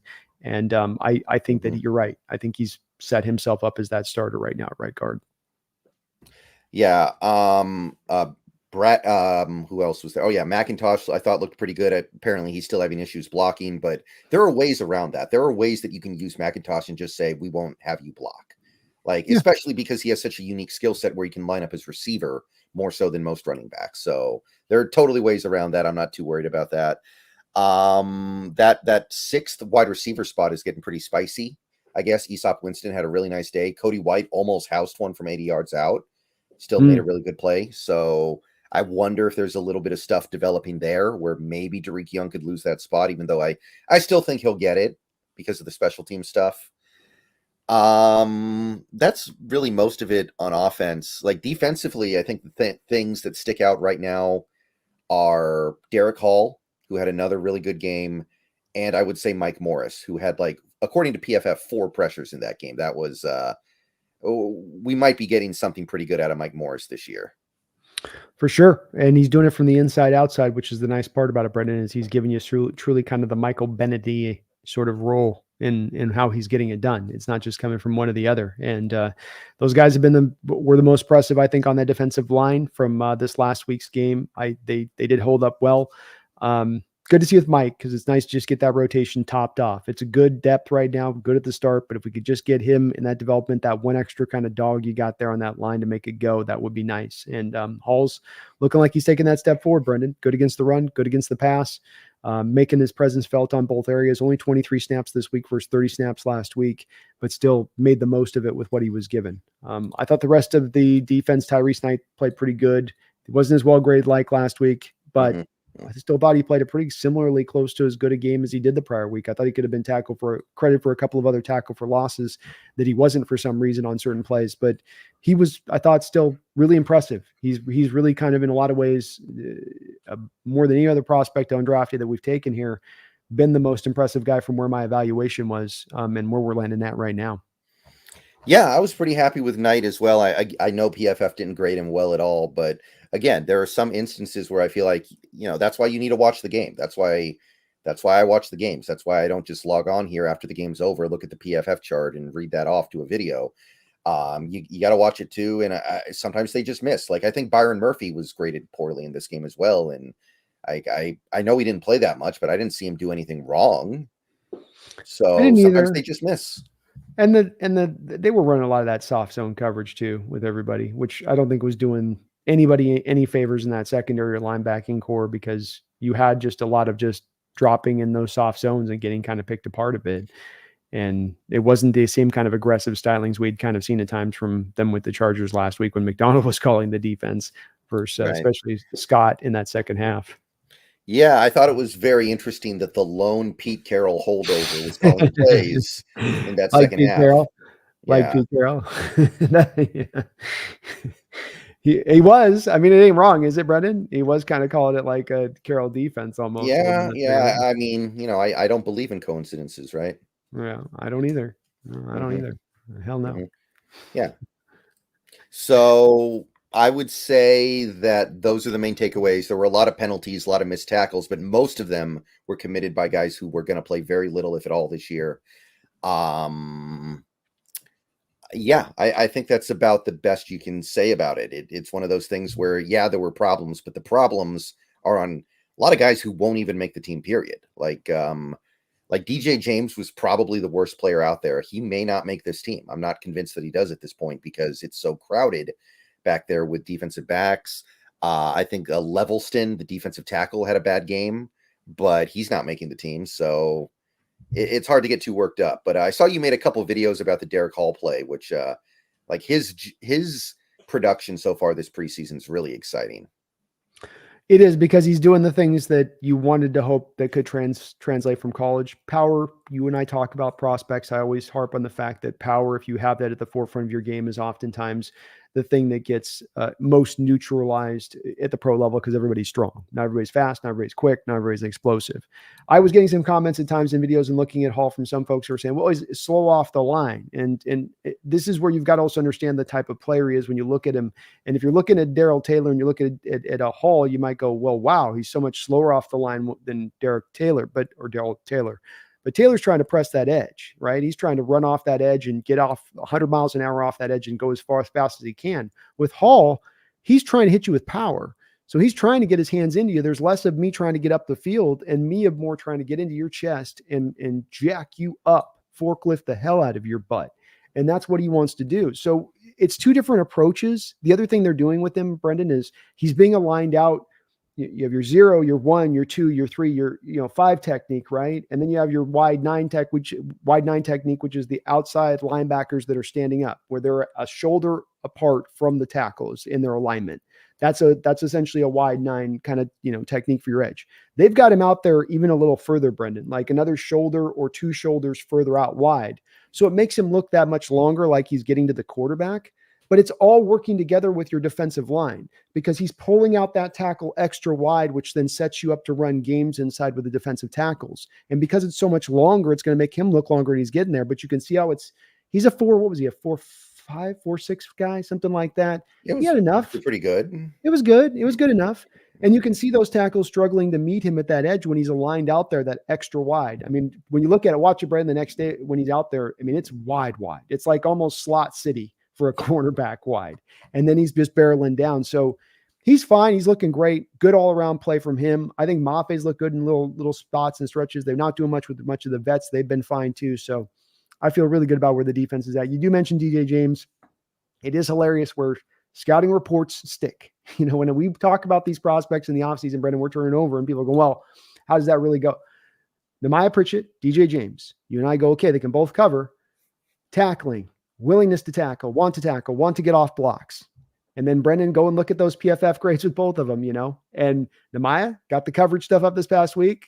Run grade, tackle grade, not good. DJ, run grade, tackle game, not good, but the coverage grades were down this week. Last week, DJ James had the coverage grades up last week, but again, the run numbers were down. And why I bring this up is that, in my opinion, with those two guys, I think they make the roster, Brendan, for the 3 years of club control. And because that's going to be the mode with this new coach to go this way versus Artie Burns, let's say that you only have like a Michael Jackson on a 1-year deal if you kept him instead. He might be the better player. Don't get me wrong. He's probably the better player, but it's whether these guys can become long-term players is going to hinge on whether or not they can become tacklers and become good in that realm. It's at that spot where it's like, it's a big liability if they're out there in that part, and it can't be, I'm sure, from McDonald's standpoint, but you do see it here in the preseason so far with some of the early performances too. Yeah, you do. And I think it's tough to really judge what decision they're going to make. Like, I would think that because he's a first-year coach, he would want guys who have long-term potential, but that may not end up being the case. Maybe he is like, I want to win now. I think this team could make a Super Bowl run now. Maybe he feels that way, and he's like, Artie Burns will help me more winning a Super Bowl this year than DJ James. Maybe that's the way he'll come down on this.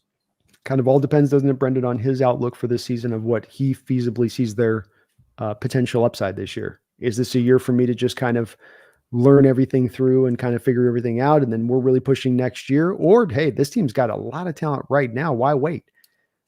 That you're right. The decision on that might tell a lot, because I have no doubt, and I'm sure you're as well. We're just talking about slot play. DJ James, slot guy only.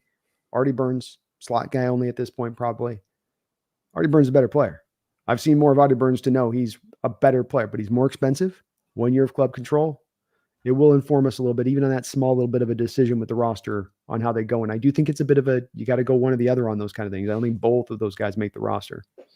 Yeah. And remember, like, D Williams is entering the conversation too. Maybe neither of them does, because we need D Williams's returning ability. Like, I don't know if you noticed, but to my eye, he was the only guy returning punts in that Titans game. Mm-hmm. Yeah. Well, and I will say, being out of camp, Brendan, it was rough watching the punt returners at camp. I ain't gonna lie. McIntosh dropped 3 in a row on my second day. 3 in a row. Mm-hmm. Yeah, he's never done it. He's a kick returner from college. I know. He never did the punts, so it's just like, shocked. Why not all off season? You're like a guy trying to make sure you can. It drives me nuts. Thing with Eskridge, because he doesn't even look all that comfortable with it. Like, I'd be working on that all day. I'd be out there with the jugs every day at the Renton Center, just be like, just give me 50 jugs every day. Give me some backspin, give me some forward spin. I'm gonna get out there in the rain. I'd get it down like the back of my hand, which would be where, like, I'm gonna find my way on the roster just by this alone. I'm gonna make them force me on the roster by this alone. And you might be right on that whole Williams being the punt returner thing, because I didn't see a lot of other guys super comfortable with it necessarily out there at camp. Yeah, I mean, even Chenault, and he's the guy that I would hope could do it. I don't know if he's familiar with it. He was doing it. It was a heavy mix at camp, though, Brendan. When I tell you, it wasn't like 1 or 2 guys, but it was like different guys each 2 days I was out there in a different 3-stack set. So they were really spinning through the different guys, trying to figure out which ones. Laviska was back there doing it. He was moderately comfortable doing it. It wasn't, you didn't hold your breath a little bit like you would on some of the guys where you're like, okay, he's got a trace, he's where it's at, he's tracking it. Some of the guys, you just, it's like a baseball outfield there where you're just, little leaguer, like, get in. And they're just backing up. But we'll see how it shakes out. It could be the impactful part on that last corner on the roster. Mm-hmm. I think that's most of the stuff from the Titans game. Yeah. Jason Myers is pissing people off, but we're not going to learn about that till we get the regular season. Yeah, nobody's going to remember this if he makes his kicks in the regular season, which that's right. And if he doesn't make his kicks, he's easy to get off of next off season. And for now, we're just going to have to live with the not knowing if we're going to have a good kicker this year.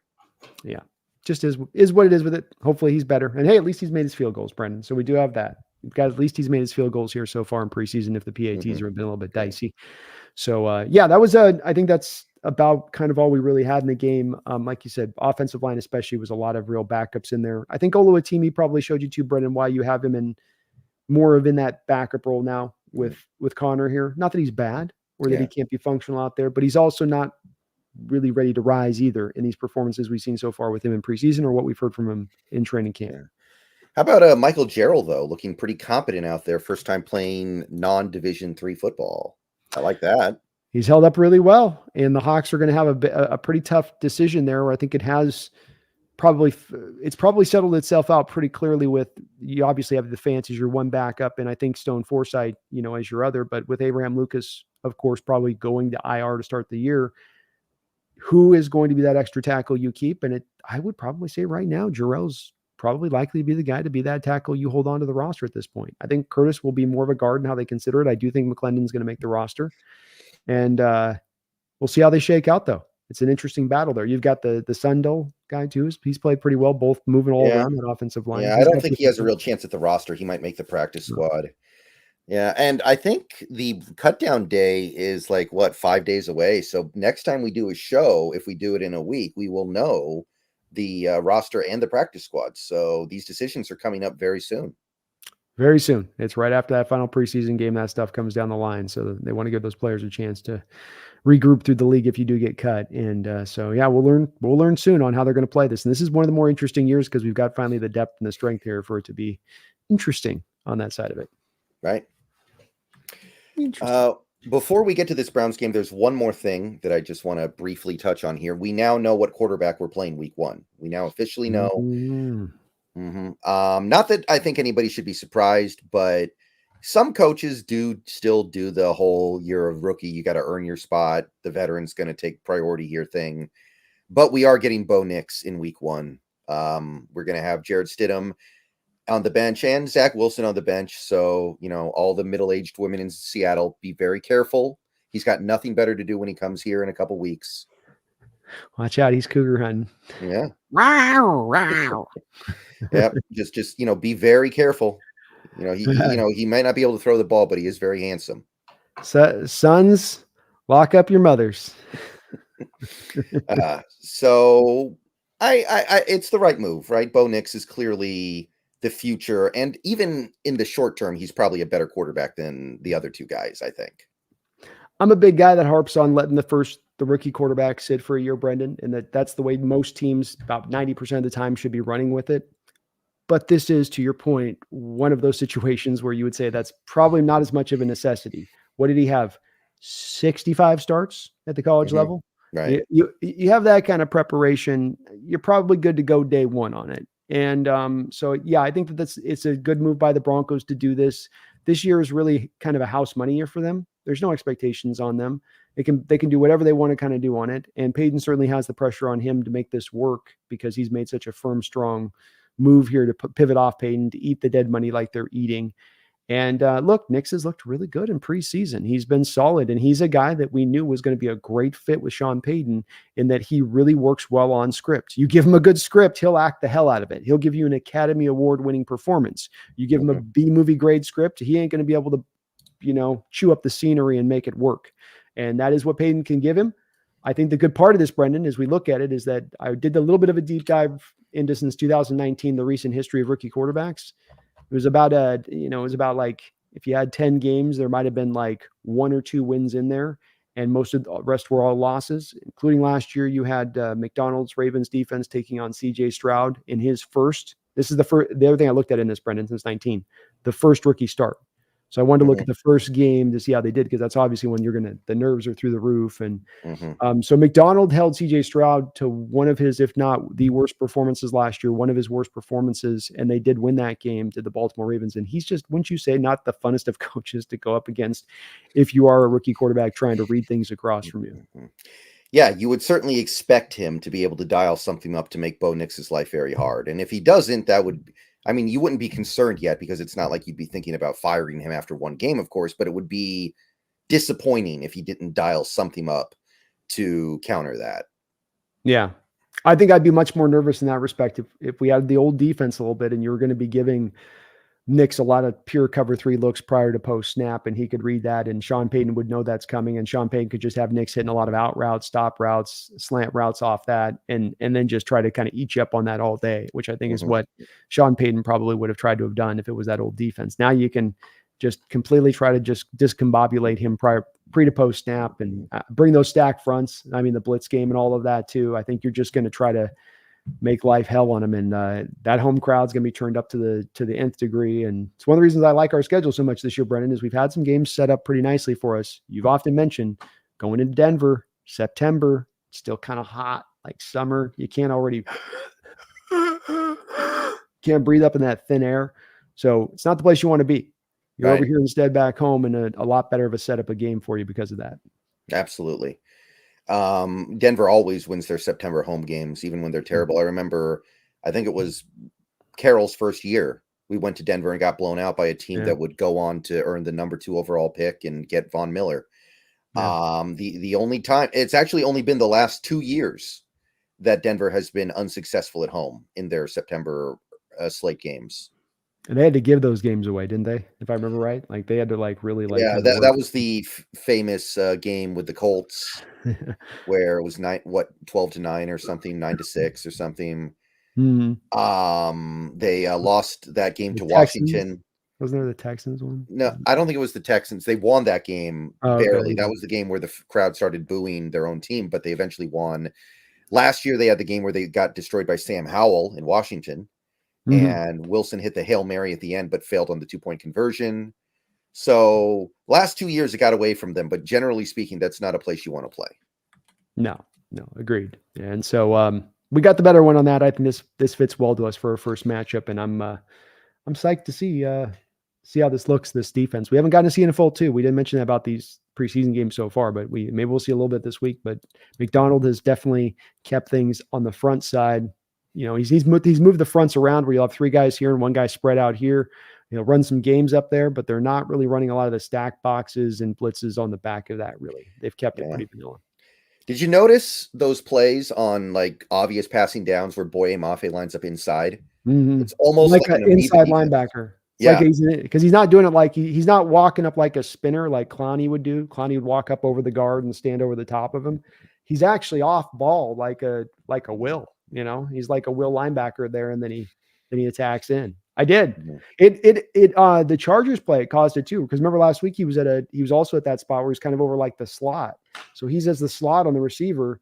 And so the quarterback sees you have the front 4 over here. So Mafi's not the third, like he's not the 4th guy you pulled off the 3. And so you only have 3 left.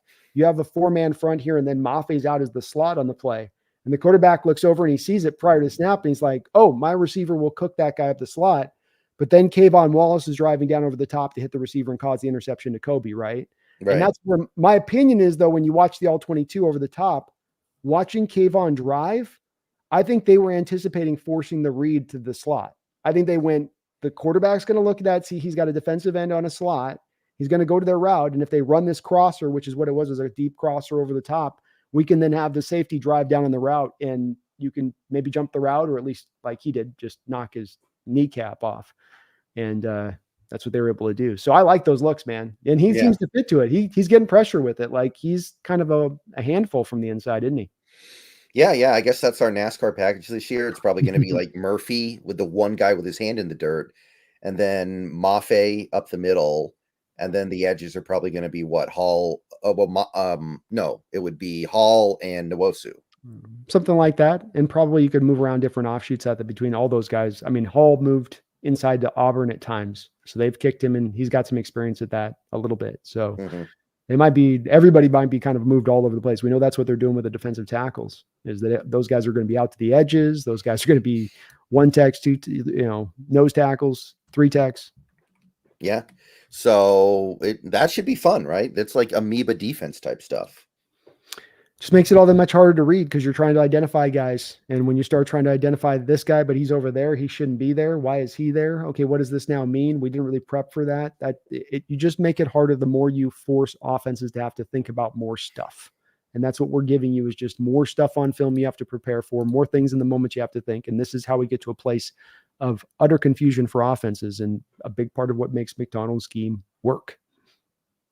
Right. So I'm excited for it. I'm too. I'm too. Well, let's pivot ahead here to this Cleveland Brown game, a game that will be our final preseason action before we do actually get to when this stuff is going to count, Brendan. And we did get an announcement from the Browns. I don't know if you've heard for sure or not. I haven't heard for sure or not whether Watson's going to be included on this, but we are going to get the Browns starters, absent Nick Chubb, who's still out with that knee injury. Yeah. But I think I have Denzel Ward has a concussion too.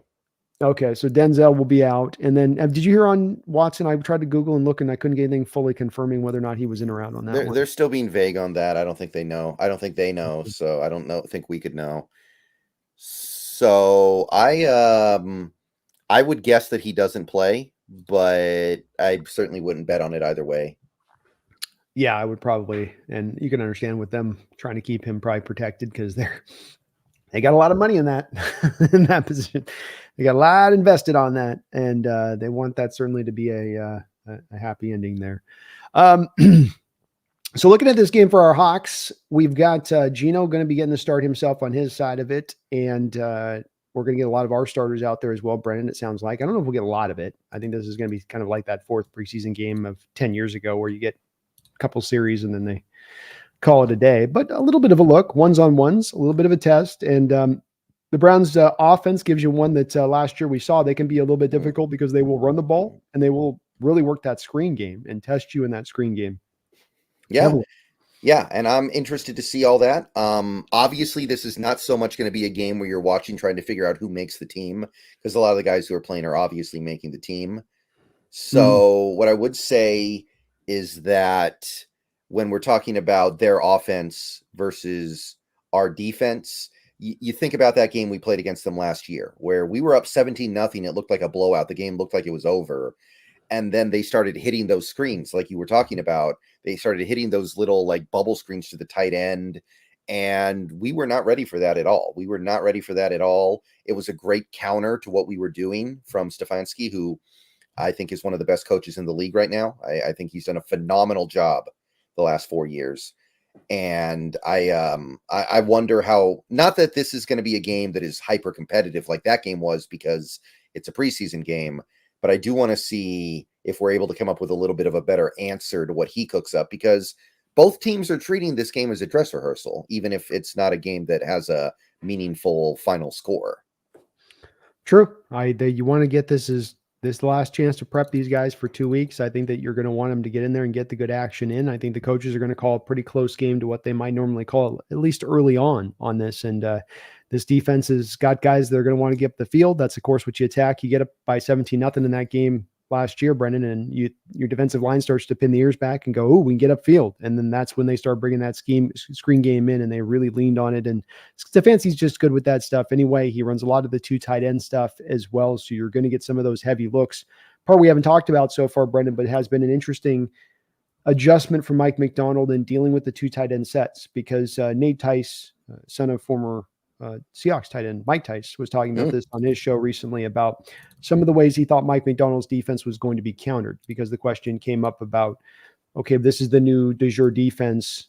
How does this defense get solved? A la like the Carroll defense got solved by the cover 3 by deep crossing routes and the flood zone concepts and different stuff like that. So he said he thought a lot of it would come back to some of the read option stuff, RPO stuff out of shotgun, and 2 tight end sets at the head of that. You're just going kind of big on big, and you're trying to get the numbers game right down there to be able to run the RPO stuff. And so when we get these tests with the 2 tight ends at times, I think from these teams, it's a good little thing to check and see how he's playing it as McDonald. And the early thing I found in watching the tape on this is that they are running like a Sam linebacker with the front 4. So they're doing that thing that you and I have talked about the last 2 years about dealing with San Francisco when we played them. Remember, we brought this up a couple of times of, I know we're committed to this 2-man front with the 2 guys on the wide outside, but why don't we bring down the Sam linebacker again, a la like a Bruce Irvin kind of guy? The bear fronts? But it's not a bear front, because the bear front's the 3-4 in there. You're going 4 down linemen, and then the 5th guy is a Sam linebacker. So he's over the tight end. You got your 4 down linemen, and then he's strong side on the tight end heads up. Would be how you okay, I see what you're saying. Okay. It's essentially it elongates out your defensive line so that they can't crimp down on you if you have 2 tight ends on the line, you have their 5 down linemen, and then you have 2 tight ends. And if you're stacking a 4-man front, you can get kind of segmented off very easily in that. But if you bring an extra man with the additional to the 4, now you got 5. Now you kind of have a hat for a hat down there, and they can't as easily kind of get you numbered games up, especially if they're pulling guys back across the formation post snap, because that's where you really get into pickle is, okay, you already have a numbers game. Now they start pulling guys, and you end up like an unblocked defender who's just kind of standing there in no man's land, and then they've got you on the other side of the formation. So that's where he's done it, which I like that he's doing that, because we said that's what we were saying about San Francisco. If they're going to go big, meet them with big. Don't meet them with big on small, and then you get toasted up in the numbers game, which is what we would do. We just stay with our front 4 and be like, all right, everybody come up and run up and fill your gaps. You have safeties running from 20 yards up to try to hit a run gap fit, and it's like, oh, that didn't work. Yeah, it's a new era. It's a new era. We're going to be a little more reactive. We're going to be a little more reactive to this kind of stuff. Yeah, 100%. 100%. Owen Carter, thank you for being a member of the channel for 5 long months. Really appreciate that. Says chances at DK getting over 1,300 yards. I would say less than 50% because there's one ball and a lot of guys that need to catch it. But I'm not going to say it's that low. I'm going to say it's something like 30 or 35% because there is a scenario where the Seahawks decide their best path to success is just throwing the ball to Metcalf 10 times a game. Like, I mean, he is our most talented receiver, period. Like, he is clearly the most talented player on, I would say, this whole offense. So if they decide, you know what, sorry, everybody else, we're going to spam the ball to DK all season, then I'm not going to be upset about that at all. Yeah, my belief is I'd go a little higher on the percentage points with it, Owen. I might be even up as high as like 65 to 70%. If, in my opinion, DK, every single season he's been a pro, has been able to get 1,000 yards while exclusively being used on the outside where it's very easy to double team him. And at the same time, the Seahawks haven't made a big onus of featuring him at all times. Then now when you have an offense where he is going to be moved around, including into the slot, and he is going to be a focal point, is there 300 more yards over the course of the season then for this guy with those kind of conditions kind of adjusted? I think there is. And I'm believing the coaching staff when they say they are going to make this guy that focal point that way. And I think it's just part of the straightforward things they're doing, Brendan, off the rip, this coaching staff that has me so enthused by them, is they're taking those things that we've said were the easy advantages that you can pick up here that aren't things that require you as a coach to be super brilliant. Like make DK Metcalf a focal point of the offense. Use motion. Change your coverages up. Why has the defense been better this preseason despite the fact you're not using those stack boxes or those blitzes? Big part of it is those coverages getting flipped up to these backup quarterbacks, and they don't know what the hell they're going to see. So I've said the era of the backup quarterback dominating your Seahawks defenses are over with. So I think they're picking up this little advantage here with DK on this side of it, and I do think he is going to get, if not at over 1,300, he'll be right around in that area. Yeah, I think he'll get relatively close. I don't think he quite gets there, but it's not unrealistic at all. Like, maybe this is the year where Lockett becomes a more situational player, and you end up putting the pressure of the passing game all on Metcalf and JSN, and Fant becomes like receiver 3. Mm-hmm. Could very well go that way. And like you said, too, there could be just all the balls get evenly distributed all across the board. He ends up getting 1,000. It's just that you and Walker, Charbonnets, JSNs, Fants, everybody's kind of getting their slice of the pie a little bit. Yeah, I mean, I don't think Farrell Brown's going to get very many balls, so you don't have to worry about him so much. It's true. But yeah, are you going to end up using like 4 different running backs? And if you do that, like they're going to have to get the ball at least a little bit. Like, again, it's a very deep offense in terms of playmakers. So I just don't know if any one guy is going to get over 1,300. Yeah, agreed. Thank you again, Owen. Appreciate you. Casper, thank you for the 3rd donation today. Appreciate you on that. Very, very kind of you. Excited to see Tariq and Spoon finally get to play press man. Imagine keeping your players away from what they're best at for so long. It's frustrating, not that part. It's both encouraging and it's frustrating on the prior. So, Brendan, like you said in your story here earlier on the stream with Carol, noting in 2019 with the Rams, man, they took us out to the woodshed, and they did so on the back of motion, but yet doesn't get incorporated in. And this is a little bit to me of an outcropping of that, isn't it? Yeah, I would say that as well. It's not that hard to play a lot of man. The teams that play man the most in the NFL play it about half the time. So I'm not asking anybody to play man 80% of the time. That wouldn't work at all, but there's a middle ground here where you're getting the most out of your players. I mean, we're fortunate that Reek and Spoon have both proven they can play well in zone. They can do good stuff in zone, but I suspect heavily that both players will be better in man. So even if you only get that up to like 35% of the time, like a little bit more than a third, you're still going to be one of the most man heavy teams in the league. So it's very reasonable to do. And to my knowledge, to my recollection, McDonald didn't do a lot of man coverage last year in Baltimore. No. So if we do it a lot this year, and it seems like we will, then that is definitely something where he came in here, looked at the talent he had, and was like, this is how I maximize. Agreed. Yeah, because I do think it's the tenets of the defense do drive towards man coverage. That the origins of this defense come from a man coverage concept, not as much zone. But I think that, to your point, part of the reason they played so zone heavy with the Ravens last year, Brendan, was because of the fact that they didn't have the talent that could run man. So he used what he had. He worked with what he had to make it work there. And these guys are so good at press man that I just think that's too big of a draw, especially understanding it's the natural pull within this defense to go that direction, Kazra. You go from any of the Ryan brothers to the Ryan father to Wink Martindale, take your pick of any of these guys, and they all have a drive at some point or other to get back into that man concept, stack those boxes, run those blitzes, and it all goes together for them, being able to run all that. And you just make an offense, a long day for an offense, because there's nothing you can do. If I've got two guys on the outside locking those guys down and I run those stacked boxes, we just can't hold up. There ain't nothing we can do eventually, because you're going to be able to overload it. You're going to be able to get free rushers through there. And the only beat is for us to have the one-on-one guys on the outside that can then beat those guys without help over the top sometimes. But you have guys that can hold up on their own all the way through the course of the route in man. And that's going to be, I think, the pull here a little bit from, it'll be interesting. Like you said, we don't know for sure because he's done it a couple ways, but I think there will be a pull for him to go to that man stuff. I do. Thank you, Kazra. Appreciate you for all of your donos and support today. Coda Dad with a $14 super sticker. Thank you for that. Coda Dad, nothing on the note, but very kind as always on that. I know you dropped many donations in your time here to both our channels, and so really do appreciate you for that. Yeah, it's a super sticker, but it doesn't show up on the StreamYard side. So it's probably like a dancing pineapple or something. That's usually what super stickers are. Yeah. StreamYard's got to get on that. I need my dancing pineapple. No, bro. Thank you for the $2 donations. How is McDonald's defense different from Carroll?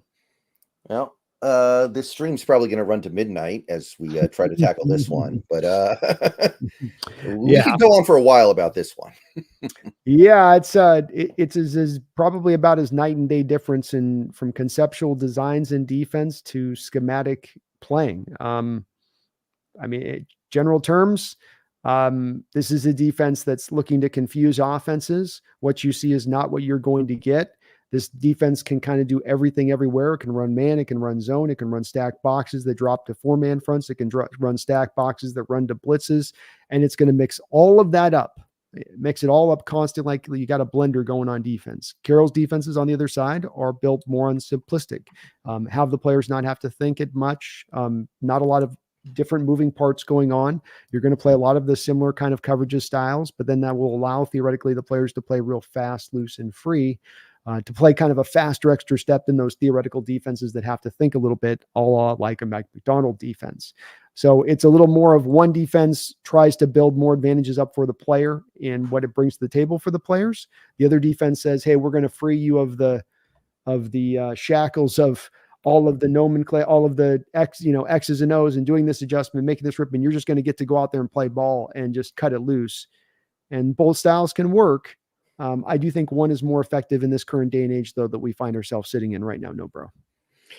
Yeah, I think that does a pretty good job of running the basic ideas down. I think the biggest difference is the way in which Carroll's defense tried to do the exact same thing every single time, stay in that very narrow window. It was a defense designed to be run by a team that had like 4 all-pro level players on it. It was a defense designed to be run by having a top 2 cornerback, top 2 safeties, top 2 linebacker.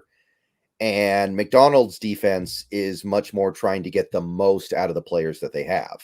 I think it's a defense that can get a lot out of lesser talent. It's a defense that is designed to find ways to trick the opponent.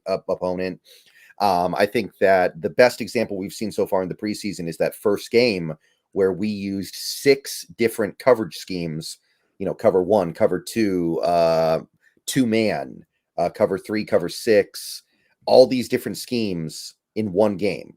And everyone was used a decent amount. No one scheme was dominant over all the others. You never would have seen that with Carroll. He would have been in cover 3 like 95% of the time.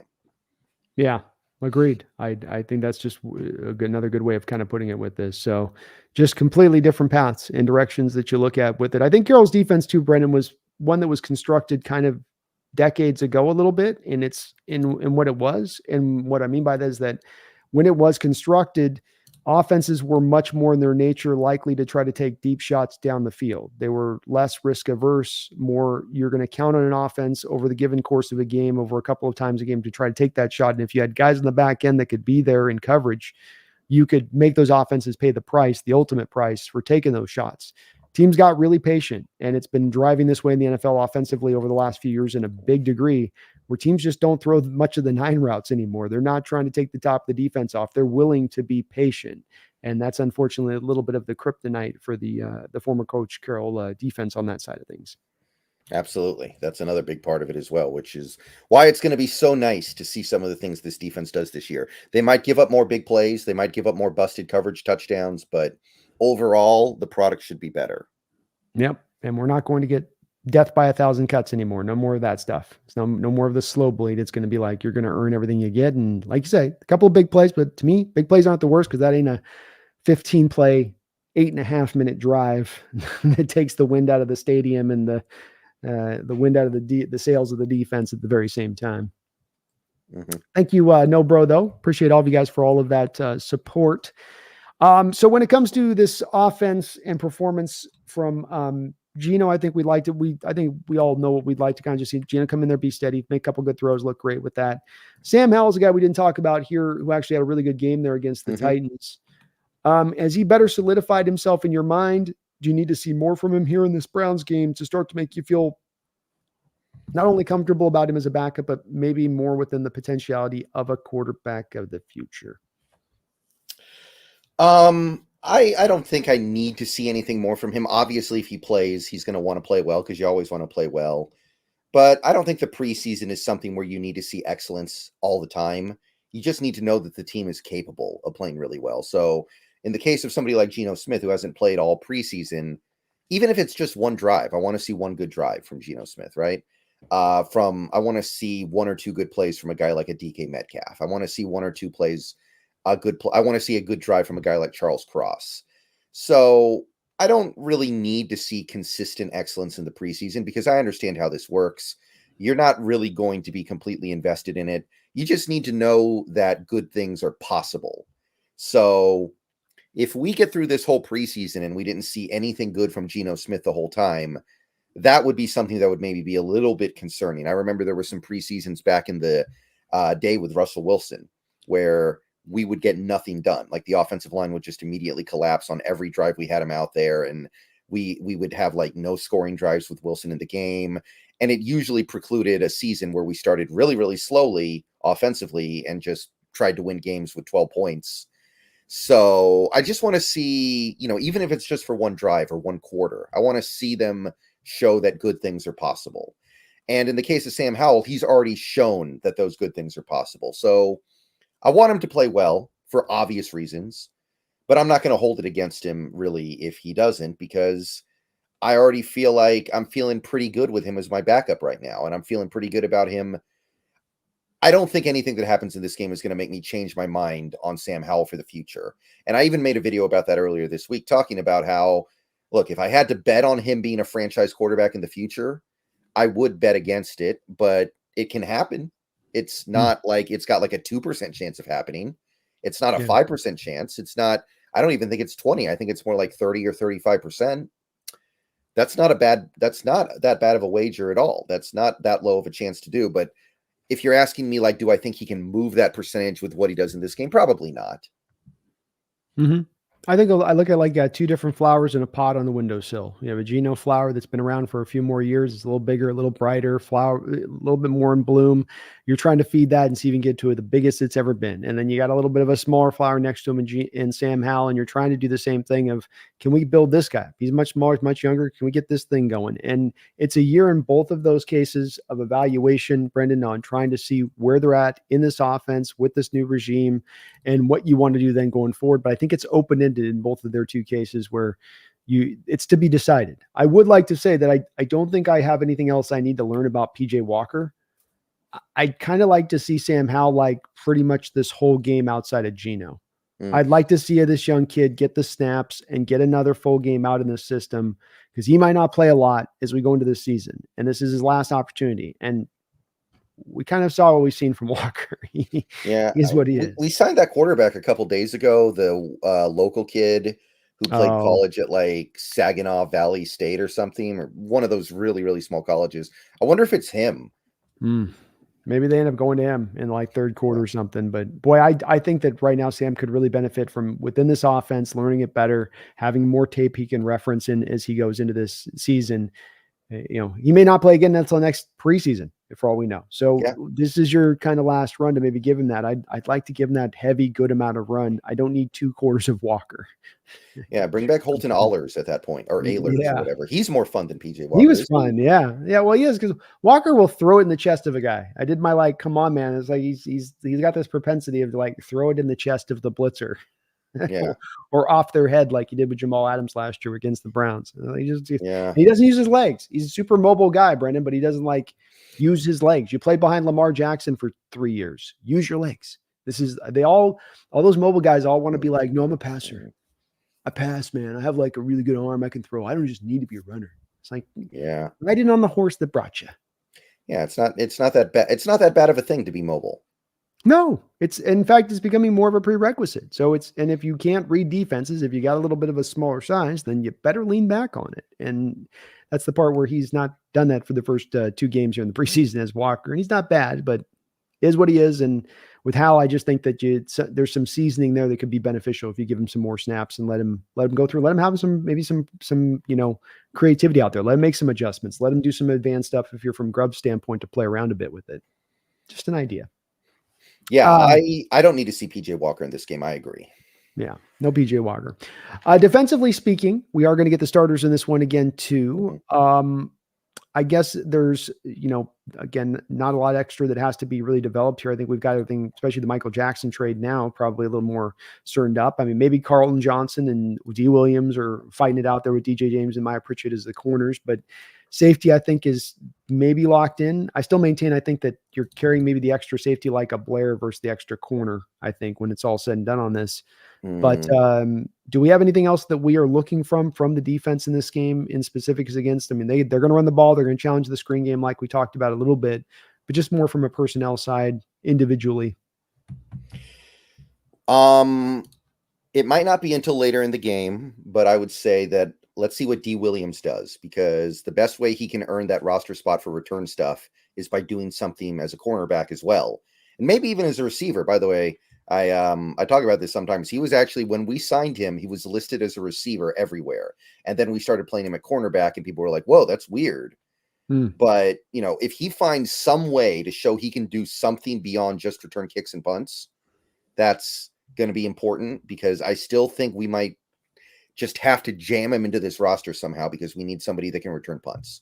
And he was really good at it in college, by the way. He was a great punt returner for, I think it was Tennessee.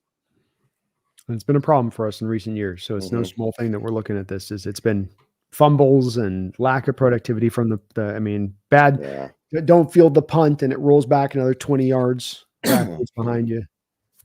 Those kind of things. I'm going to say Nelson Caesar. I want to see what's up with Nelson Caesar, because if he looks at least playable, that liberates you to maybe let go of a Darrell Taylor and save that money. Very well could. And he was better graded than Taylor last week. When I was watching the film, he didn't stand out to me as much. He's got the cool tape wrap thing on the hand move. That always makes you look tougher. It's not quite the taping on the fingertips, but the wrap tape move around the wrist is definitely badass. Like that's Yeah. pretty. Who did the finger thing? Eric Weddle? Didn't he do that? Eric White was a finger guy. Yeah, he would do the little Mhm. individual fingers. I do it too if I was a football player. It's a good look. I like that Yeah, look. it is. But yes, he was well rated by PFF. I think he was like our top 3 or 4 rated player on that team or in defense last week. But Taylor didn't look bad either. He had a succession of some rush moves early in the game. Mhm. I don't know if you locked on him, Mhm. where he did a little spin move and he got inside, created pressure. He came back, bull rushed, actually got some push with the bull rush, but the tackle's anticipating a little bit of off of the spin move. Do I got to worry side to side? And then he came back on the next move and actually then attacked off the edge a little bit. So he kind of did 3. He did a ghost move off the edge as the third one, like in a succession of 3 moves. So if he's gonna make the roster, it's as a pass rusher, and that he can show, hey, I can bring a good level of production as a pass rusher if you put me in this role, and that's just what you have me fit into. Which the other 3 edges are holding up their end of the bargain, Brendan. Then he is kind of freed up from that. But that is a battle to probably watch in this game of who plays the run better, who's more consistent, and can Taylor do enough to hold on, because it is also a matter of him making 4 times the money of Nelson Cesar. Yeah. I'm also thinking about linebacker, because I've gone through this whole offseason assuming we're only going to carry 4 inside linebackers. So you've got Baker and Dodson. Those are your starters.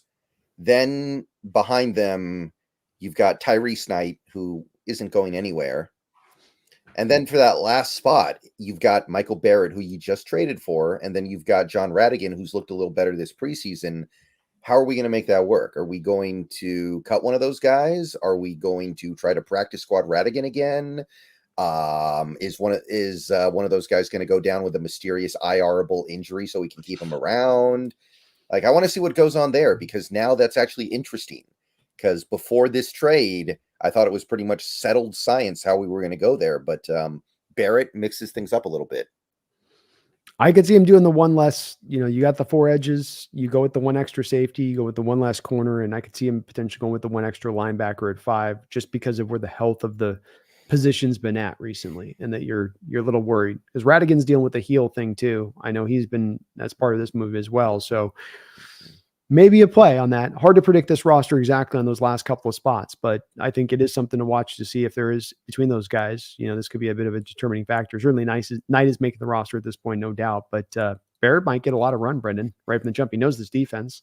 He's played at Michigan, so not a big, huge learning curve walking in. Maybe they just run him a lot, and it is between him and Radigan. But if I was making the guess, I bet all 5 of those guys make the roster on that. It's just the question is, who are you sacrificing? McClendon Curtis? Are you sacrificing Tariq Young? Or is it Marquise Blair? Is it Artie Burnt? Like, it's what I'm trying to say is they really need to expand the roster to 55 because they added the extra game. Yeah. Oh, it should even be more than beyond that. NFL's been really latent on this one and align the roster being a real feasible, functional place, because these teams getting stuck where they don't have any depth. And it's like, why do you want a team in a place where they're signing guys off the street? You're midway through the season because they don't have any other options, because you've restricted them of having any other options. And I don't like it as well. Mm-hmm. Yeah. And I think that would be most of the stuff that's really relevant here defensively. Like, I don't need to see more from Derek Hall. I've seen enough. I don't need to see more from Boye Mafe. I've seen enough. I'm happy with all that. Woolen. I don't need to see more from Woolen. Murphy. Let's bubble wrap Murphy. We don't want third preseason game Murphy to go down to some silly injury. Like, let's just get him to game 1. He's fine. He's good. Yeah. Yeah. Williams too. I think you can give him like a series. I don't mind the series or 2. That's fine. But let's just get him in and get him out, and let's take it. It's been we've gotten some guys in the last week, Brendan. A little injuries aren't full on mounting, but they're kind of they're not mounting. They're building up now. So we got let's be a little careful. We haven't gotten to game 1 yet, so let's just take it easy on this side and get through this game, make it a well played one, and get to this opening week here against this Bronco team. So we will be pivoting this here soon back to next week. It'll be more of Brendan at that point. I guess we'll be doing more of a breakdown of this past game. Then we'll be a future look and talking a little bit about the roster, because we'll have the cuts by that point. So we'll be able to give you guys a breakdown of why they chose the direction they went with some of the roster cuts. And certainly this preseason game against the Browns is going to educate the team on what they're going to do with that and which way they're going to go. It might be a little bit of a shorter show because we won't have a preview yet, but we'll be able to talk about some stuff for sure. Absolutely. Absolutely. So please do, if you guys haven't already, do sub up here on this side. Hit the like button here at the Hawks Nest if you're on this side. If you're on Seahawks Brendan Nelson's side of things, please do sub up and hit the like button on his end of it, as he does more than daily content over on his side of it. And Brendan, appreciate you coming on in here and chopping it up as always, man. We will be flowing through regular style this year. Right. I'm ready to go. So yeah, see you next week. Can't wait to do it again. Thank you for having me on. My pleasure, man. Always great to have you on. Well, we will be indeed back next Thursday, 7:00 Pacific Standard Time, and hopefully celebrating the Seahawks win. But what we will be doing is getting very excited as we are fully now rounding our way to the start of the regular season, what will hopefully be a great hockey year. You should be hyped up. It's been a great preseason. Injuries are pretty well in line so far. They're not mounting, Brendan. They're just Okay, not mounting, just we're halfway there. But it has been a very successful onboarding of this new Mike McDonald scheme. I think me and Brendan are nothing but really encouraged and have really hard pressed as much to find things that we're worried about or that are problematic in what we're seeing from this team right now. So you should be encouraged in that way too. You should be emboldened by what this team potentially can do this year. The pundits are going to count us out. Gazer was talking about it earlier. We got the East Coast bias. We're Southern Alaska. Nobody thinks we're going to do jack diddly dandy.